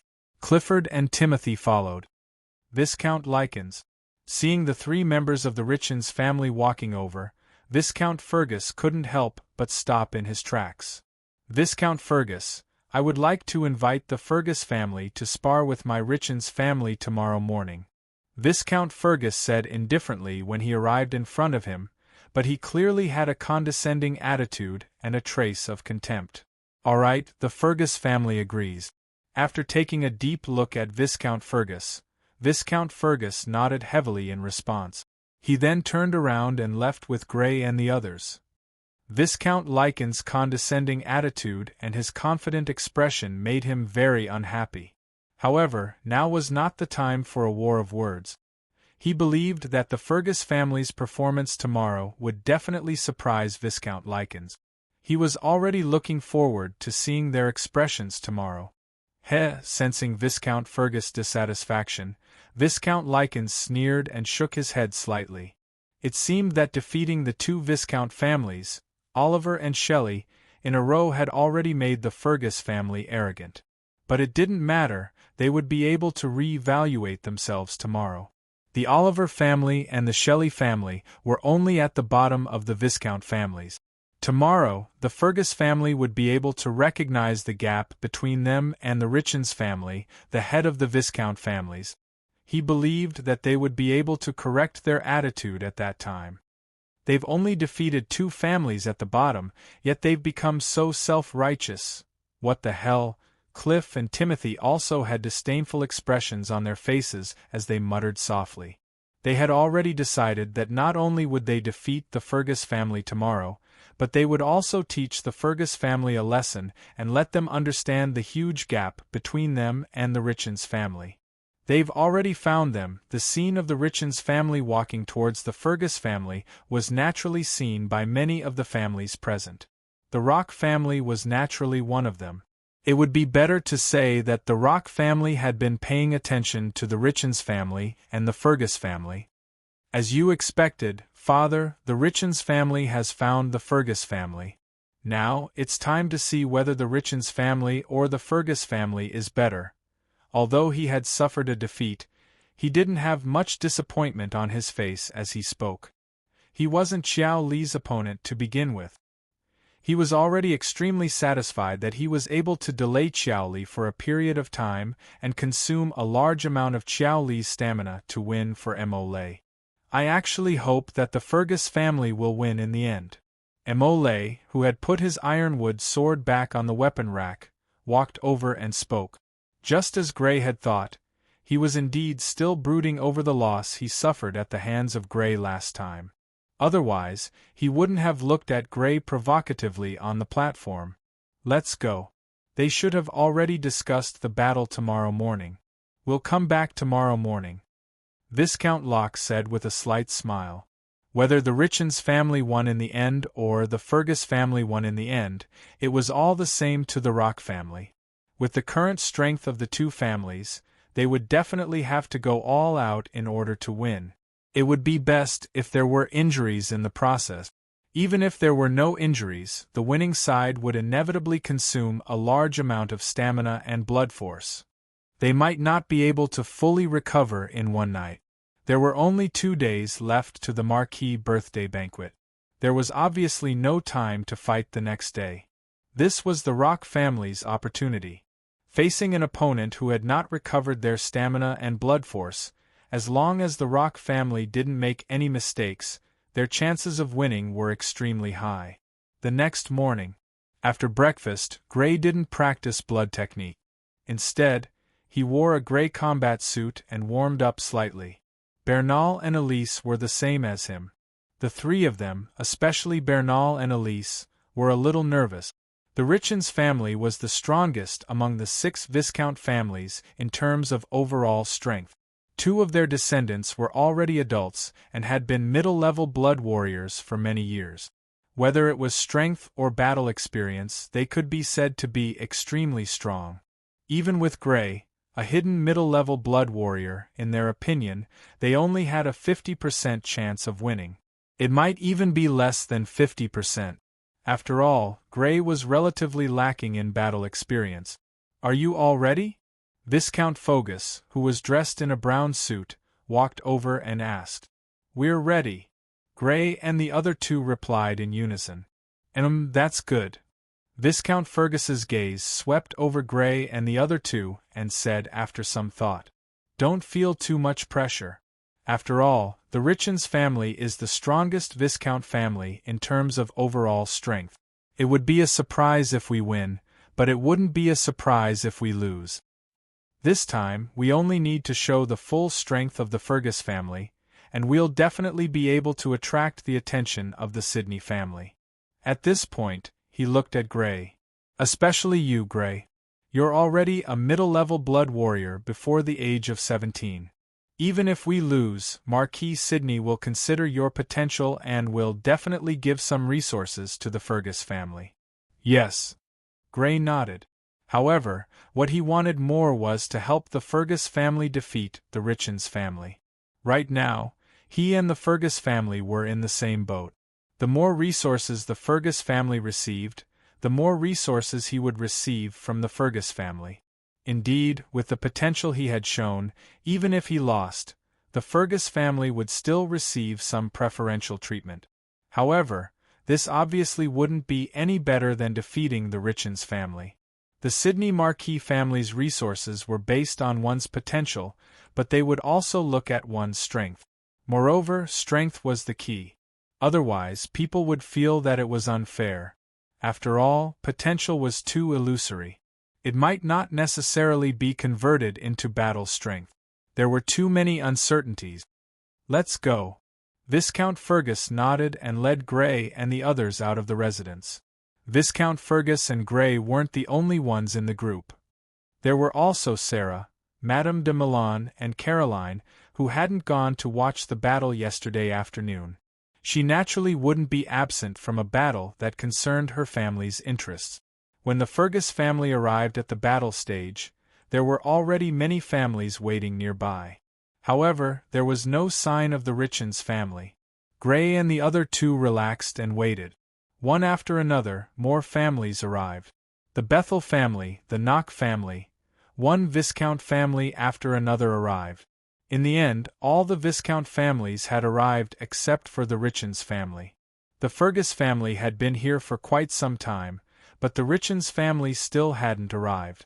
The families near the battle stage couldn't help but whisper, "Why isn't the Richens family here yet? Something must have delayed them." Something might not have delayed them. They had already discussed this beforehand. Why would something suddenly delay them? You mean to say? Haha, who knows? Maybe the Richens family forgot? After all, the outcome of this battle is already clear. It's only natural that the Richens family doesn't care. The person who spoke glanced at the Fergus family with a hint of mockery in his eyes. Although the families were only whispering, Viscount Fergus was a ferocious warrior. How could he not hear them? Viscount Fergus' expression gradually turned ugly. It wasn't just him. Grey and the others were the same. The Richens family was the one who had issued the challenge. However, the Richens family still hadn't arrived. Whether they were delayed by something or on purpose, it was clear that the Richens family was neglecting the Fergus family. They're too much of a bully. Bernal gritted his teeth, his eyes burning with anger. This was the first time Grey had seen him unable to control his emotions. One could only imagine how angry he was right now. Chapter 86. Sorry, I was delayed by something. 10 minutes later, Viscount Lykins arrived with his eldest son, Clifford, and his youngest son, Timothy. He repeatedly apologized to Viscount Fergus, but there was a trace of ridicule in his eyes. It's fine, but Viscount Lykins has too many things to do, even in Sydney Castle. Viscount Fergus suppressed his anger and said, "It is indeed a bit much, such as the cooperation with the Sydney Marquis family in alchemy." Viscount Fergus should find it hard to understand. Viscount Lykins' eyes were filled with mockery. "Since the Richens family is done, let's begin." Viscount Fergus' eyes were filled with anger and jealousy, but he quickly suppressed his emotions. As the head of the 6 Viscount families, the Richens family naturally received a lot of resources from the Sydney family, one of which was cooperation in alchemy. With the Richens family providing the herbs and the Sydney family providing the alchemists, the Richens family earned at least tens of thousands of gold coins every year. This already exceeded the total income of the Fergus family's territory, and this was only one aspect of the resources. The Fergus family's resources to the Richens family, the head of the Viscount families, naturally wasn't just in this aspect. "That's good, it's better to end it early." Viscount Lykins faintly smiled and looked at his eldest son, Clifford. Clifford went straight to the weapon rack, chose an ironwood dagger, and walked to the stage. The dagger in his hand was a weapon that was much longer than a dagger, but much shorter than a dagger. It was about 40 centimeters long. On the other side, Bernal also chose an ironwood sword and walked to the stage. Whoosh! Bernal moved. He was wearing a white armor, and was like a flash of white light as he quickly approached Clifford, the sword in his hand tearing through the air as he quickly slashed out. Whoosh! Under Bernal's slash, the ironwood sword was getting closer and closer to Clifford. But at this moment, whoosh! Clifford was wearing a purple battlesuit. Looking at the incoming ironwood sword, he sneered. In the next moment, his figure suddenly disappeared. The moment before the ironwood sword struck, he disappeared. "You're really fast. You're even faster than me and Bernal." Below the platform, Gray, who had been paying attention to the battle between Bernal and Clifford, saw Clifford's movement speed and became serious. Just as Bernal's sword was about to strike down, Clifford swiftly sidestepped like a purple lightning bolt, dodging Bernal's sword. His speed was extremely fast. It was even faster than him and Bernal's without the help of the blood force.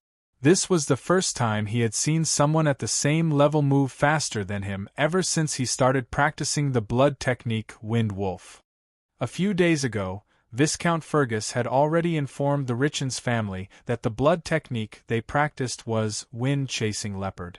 The wind-chasing leopard was the fastest blood fiend among the murderous level blood fiends.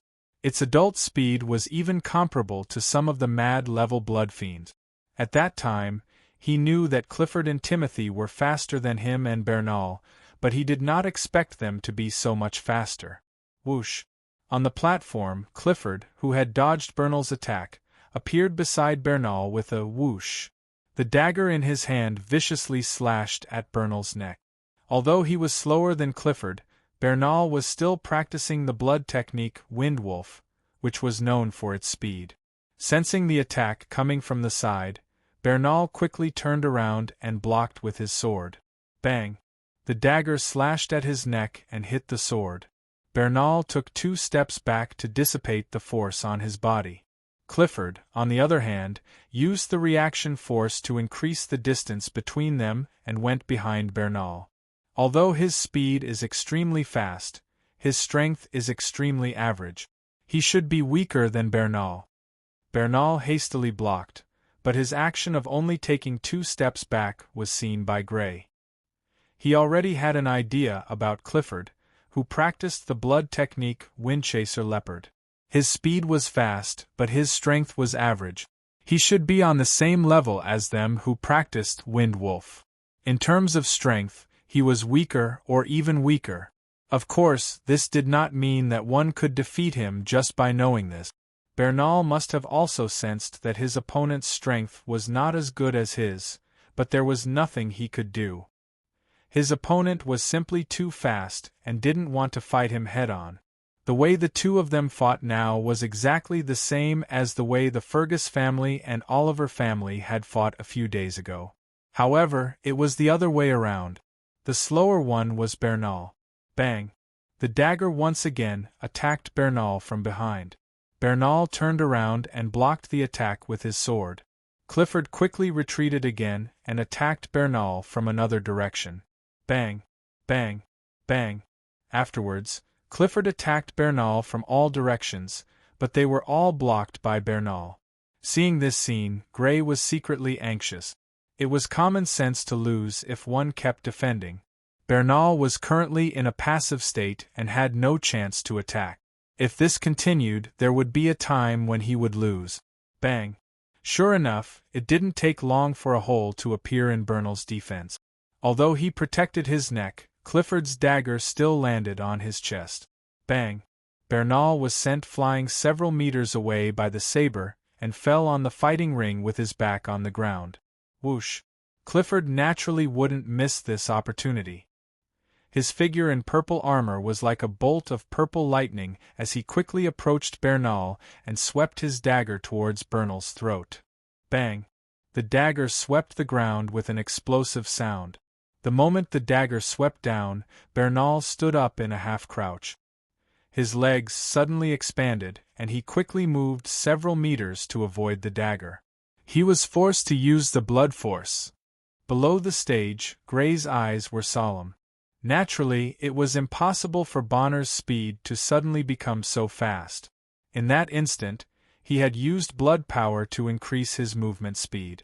Whoosh! The dagger was dodged by Bernal, but Clifford sneered. The next moment, his legs faintly expanded and he quickly chased after Bernal. This time, his speed was much faster than before. It was obvious that he had also used the blood force. Bang! As soon as the effect of Bernal's blood force ended, he had already appeared behind Bernal. The dagger in his hand once again struck Bernal's back. Bernal was sent flying again. This time, it was even more embarrassing than the previous time. He was lying on his stomach and his face almost rubbed against the stone slab. Bernal quickly tried to stand up. However, at this moment, a leg suddenly swept towards him. The leather boot kept enlarging in his eyes. Bang! The leather boot kicked his face directly. His face was instantly swollen red.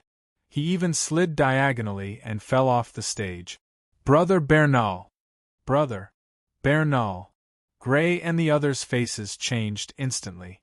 They ran towards Bernal, who had fallen off the stage. Their faces were filled with worry.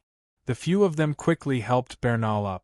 They saw that half of Bernal's face was red and swollen.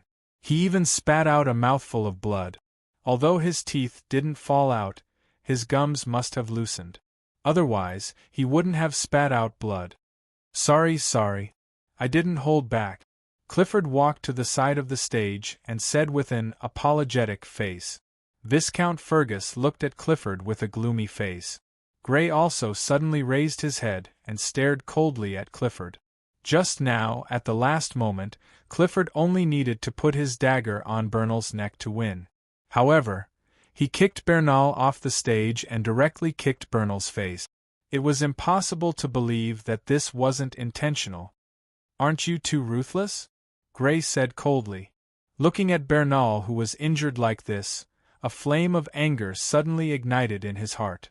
Although the relationship between him and Bernal was very subtle because of his title, Bernal gave up the perfect opportunity to kill him from the inside during the last assassination attempt, which made him very touched and even a little bit admirable.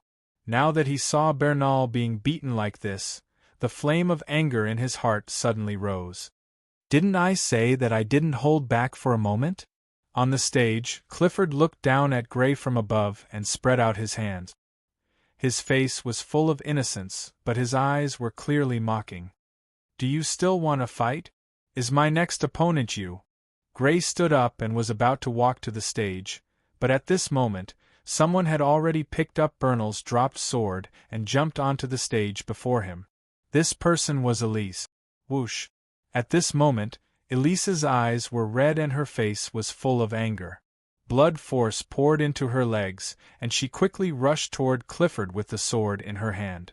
Seeing this side of her, Gray's impression of her changed a lot. Although she had all kinds of shortcomings, at least in terms of family love, she was worthy of praise. Of course, he also knew that if the one being beaten like this was him, Elise would definitely not rush to the stage and might even laugh at him. On the stage, Elise quickly approached Clifford. Bang! The moment she approached, a muffled sound was heard. Then, a figure flew out in a sorry state. After falling on the stage a few times, she finally rolled off the stage. This person was Elise. Chapter 87. Fergus family. To think that you would have such a day in a corner of the arena where the Oliver family was. Seeing that 2 members of the Fergus family had been defeated in a row and only Gray was left, Viscount Oliver sneered. His family had suffered a crushing defeat at the hands of the Richens family. This time, it was finally the Fergus family's turn. This time, the Fergus family will probably be defeated by the Richens family. Keppel looked like he was waiting to watch a good show. 1 against 3, hee, how honorable would that be if word got out? Boyle had a meaningful smile on his face. Even their Oliver family had never been defeated by 1 against 3. Of course, their Oliver family did not have 3 brothers. What a pity for the Fergus family. On the other side of the arena, Zaloyan said regretfully.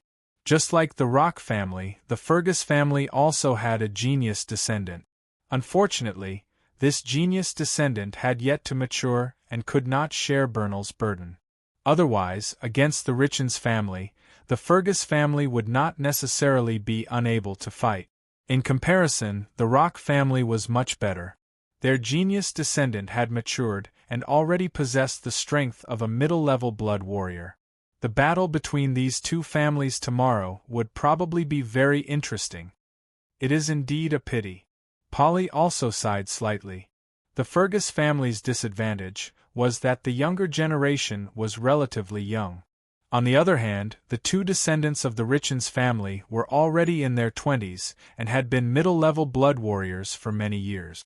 However, this could not be helped. To a certain extent, being older was also an advantage. After all, on the battlefield, everything depended on strength. The enemy would not care about your age. Elise. The Fergus family members helped Elise up. They saw that Elise was in so much pain that her face was twitching. There was a gray footprint on the chest area of her white battle suit. Taking off the top of her battle suit and unbuttoning her inner shirt, they saw that there was an extremely clear red bloodstain on Elise's chest. It was faintly in the shape of a footprint. Hiss! Viscount Fergus pressed down lightly, causing Alice to suck in a breath of cold air. Even with the protection of his armor, he was still a low-level blood warrior. Facing the attack of a middle-level blood warrior like Clifford, it was obvious that his injuries were not light. After carefully inspecting the wound on Elise's chest, Viscount Fergus heaved a sigh of relief, but at the same time, his face was filled with anger. Fortunately, his ribs were not broken. The injury was on his chest. If his ribs were broken again, his life might be in danger. What made him angry was that this was clearly a heavy-handed attack. There was no trace of mercy at all. For a middle-level blood warrior to do such a thing to a low-level blood warrior, this was clearly going overboard.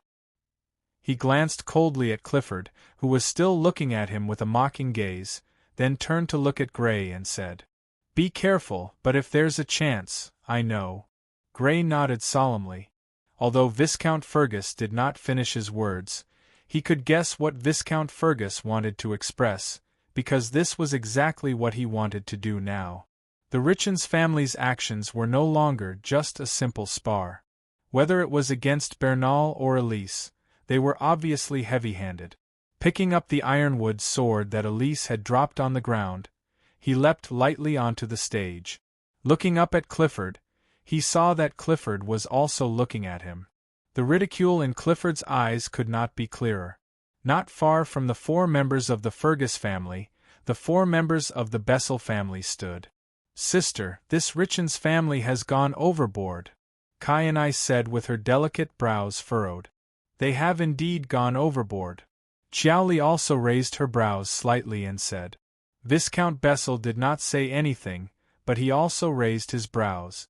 The Richens family had indeed gone overboard. In the previous two battles with the Fergus family, they could have held back, but they had held back. They had indeed gone overboard. Unfortunately, it's possible to win against any low-level blood warrior, but difficult against a middle-level blood warrior. In the direction of the Shelley family, Viscount Shelley's third son, Bach Shelley, who had fought against Gray before, looked at Gray, who had already walked onto the stage. He shook his head with slight pity.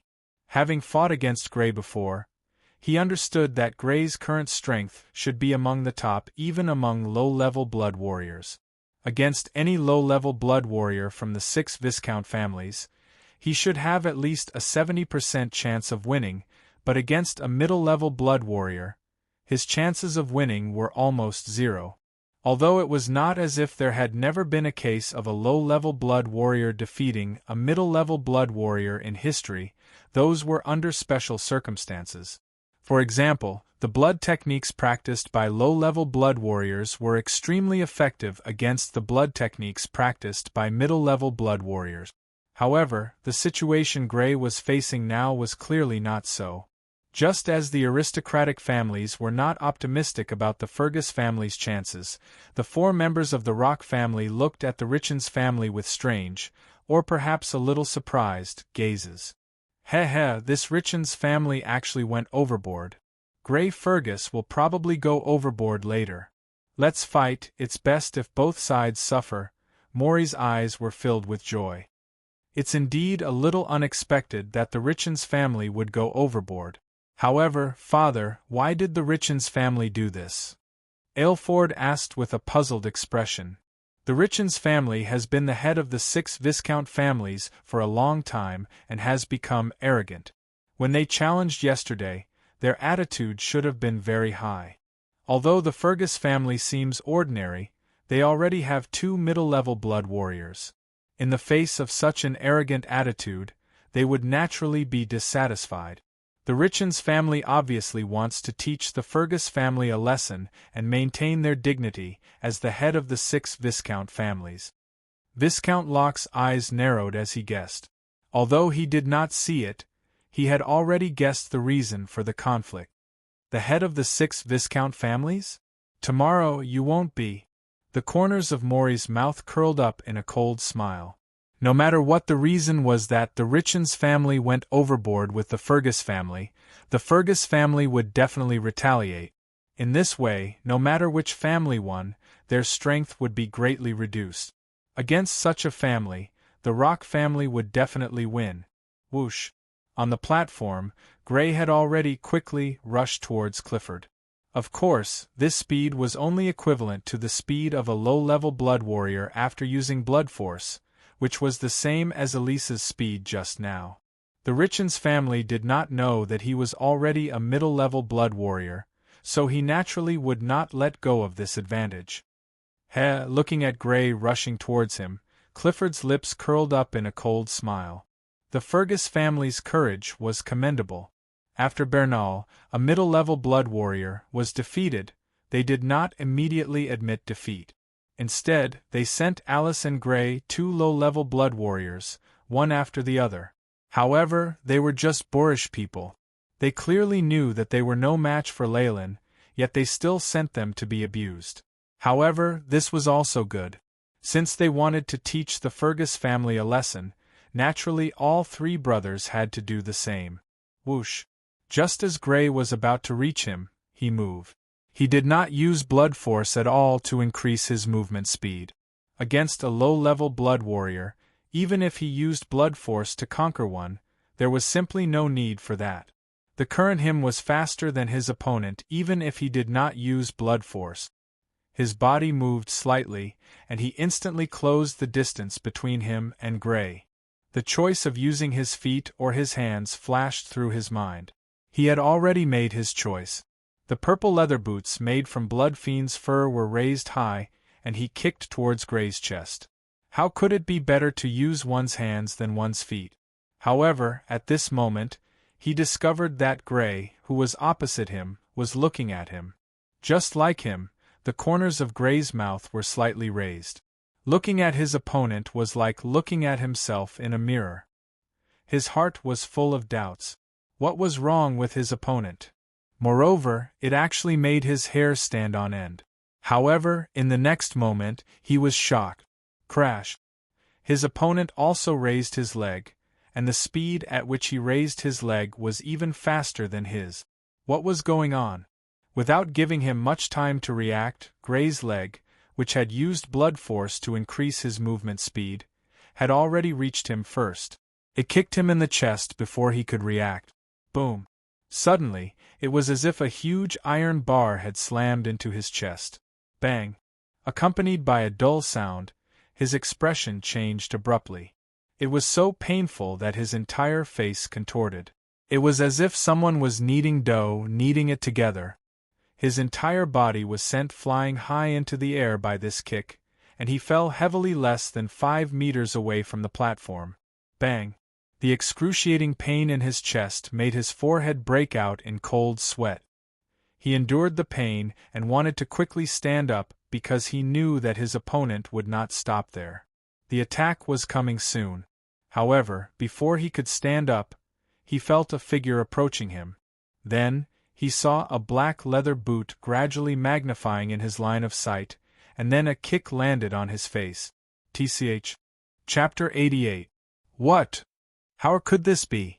Clifford was defeated in an instant. Am I seeing things? What the hell is going on? Chaotic exclamations came from the nobles and aristocratic children near the battle platform. At this moment, except for a few people who already knew, all the nobles and aristocratic children looked shocked. Clifford was not only defeated, but he was defeated in an instant. This was a little hard for them to believe. If the battle was reversed, they would take it for granted, but what was going on now? Were they really seeing things? Were so many people in the audience seeing things at the same time? Big brother, what the hell is going on? Polly covered her red lips. Her beautiful blue eyes were wide open as she looked at her big brother Zeloyan with shock and astonishment. A low-level blood warrior defeated a middle-level blood warrior in an instant. This was too unreasonable. Zeloyan didn't answer Polly's question immediately. His eyes were shining with shock, realization, and surprise. After a long while, he took a deep breath and recovered from his shock. Because Grey Fergus is already a middle-level blood warrior. Middle-level blood warrior. Polly's expression did not ease after hearing the answer from her big brother. Instead, she was even more shocked and began to question her big brother's words, which she had always believed in. Isn't he about the same age as me, not even 17 years old yet? How can he already be a middle-level blood warrior? Big brother, you also became a middle-level blood warrior when you were 16 years old, right? Her big brother, the genius of the Sydney family, became a low-level blood warrior in 4 months of cultivation, a middle-level blood warrior at 16, and an upper-level blood warrior at 17. This guy became a middle-level blood warrior before the age of 17. Didn't this mean that this guy's talent was only a little worse than her big brother's? But how was this possible? Her big brother was recognized as the most talented person in the Sydney Marquee. Even if he was a little worse, it was still a little hard for her to accept. After all, the other party was only a viscount's son, and his cultivation conditions were definitely not as good as her big brother's. Although it's a little hard to believe, it's the truth. Zeloyan looked at his sister Polly, and said with shock still lingering on his face. He didn't expect that a descendant of a viscount's family would be able to catch up with him in terms of talent. This was really unexpected. He couldn't help but recall what his father had said a few days ago. Don't make your judgment so easily. Nothing is absolute until the very last moment. Wasn't the current situation the best interpretation of that sentence? In the direction of the Rock family, Viscount Locke was still smiling, but the look in his eyes was even more profound. Everything was within his expectations. With Grey's strength as a mid-level blood warrior, it was inevitable that Clifford would be defeated. Grey also dealt a heavy blow to Clifford, which made him feel even better.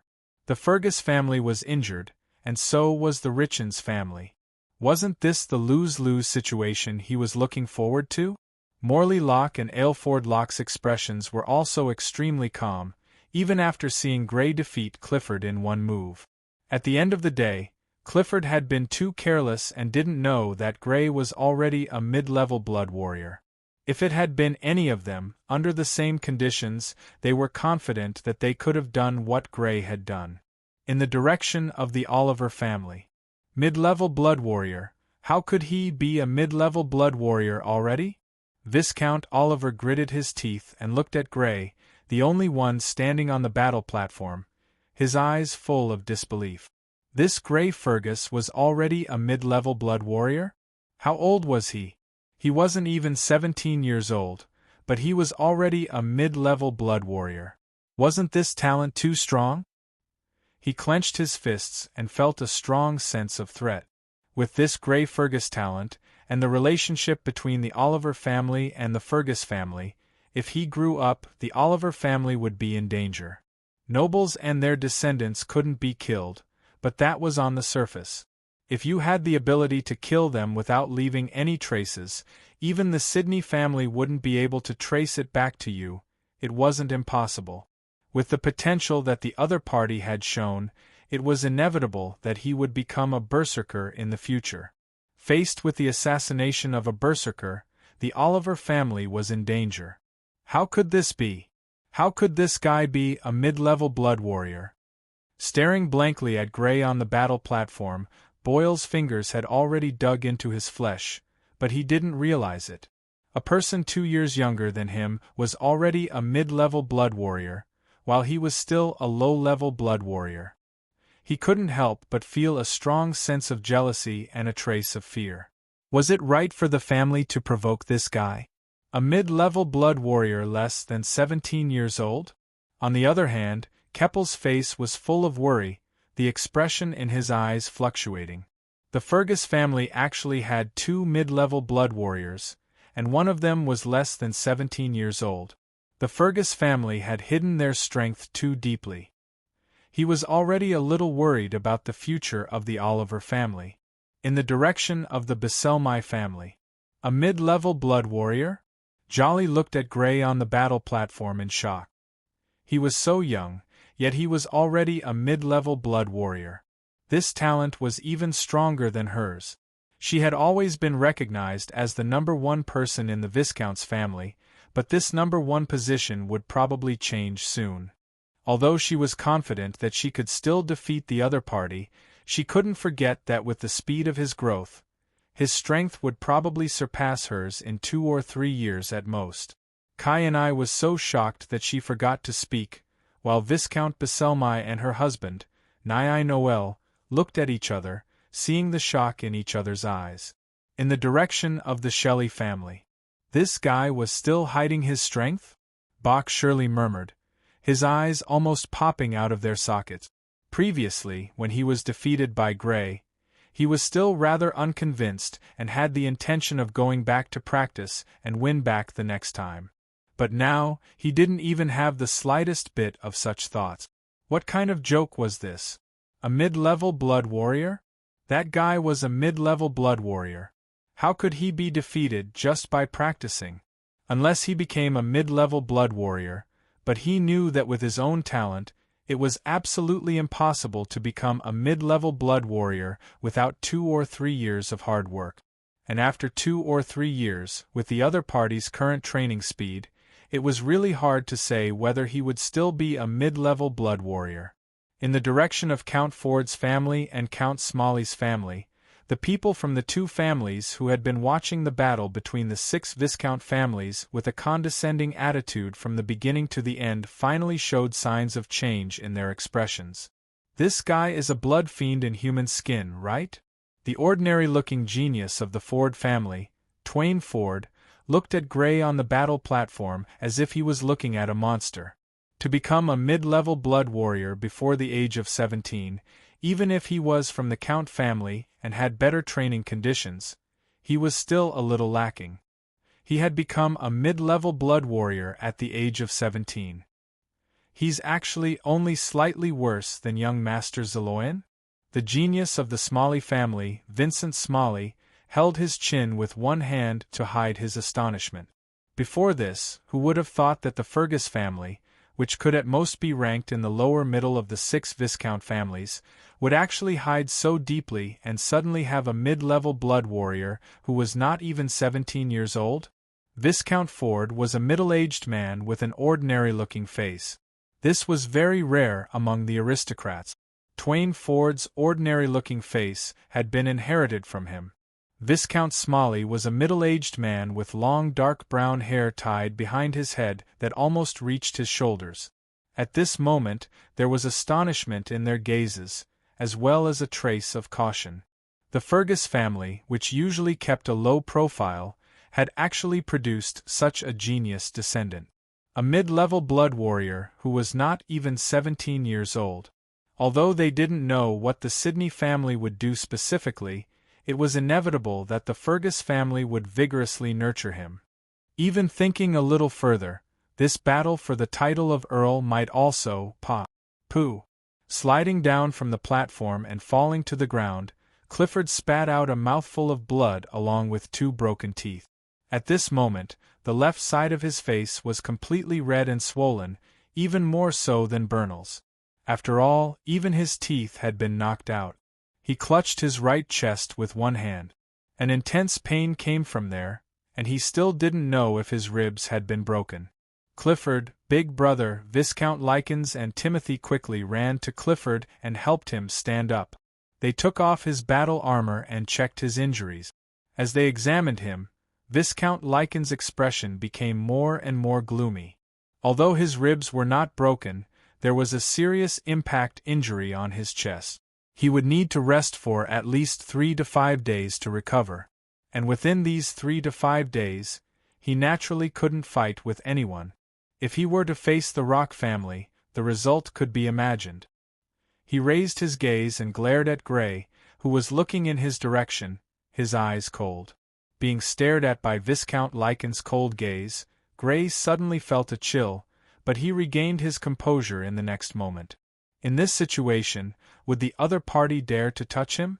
Their gazes met, and there was an apologetic smile on his face. Sorry, I didn't stop." This was what Clifford had said before, and he was now returning it to him. Originally, the Fergus family wanted to stop the battle with the Richens family, but the Richens family's arrogance and provocation had angered the Fergus family and him. First, they came late and didn't show the slightest respect for the Fergus family. Then, they injured Bernal even though they could have won. Finally, they dealt a heavy blow and injured Elise with a kick.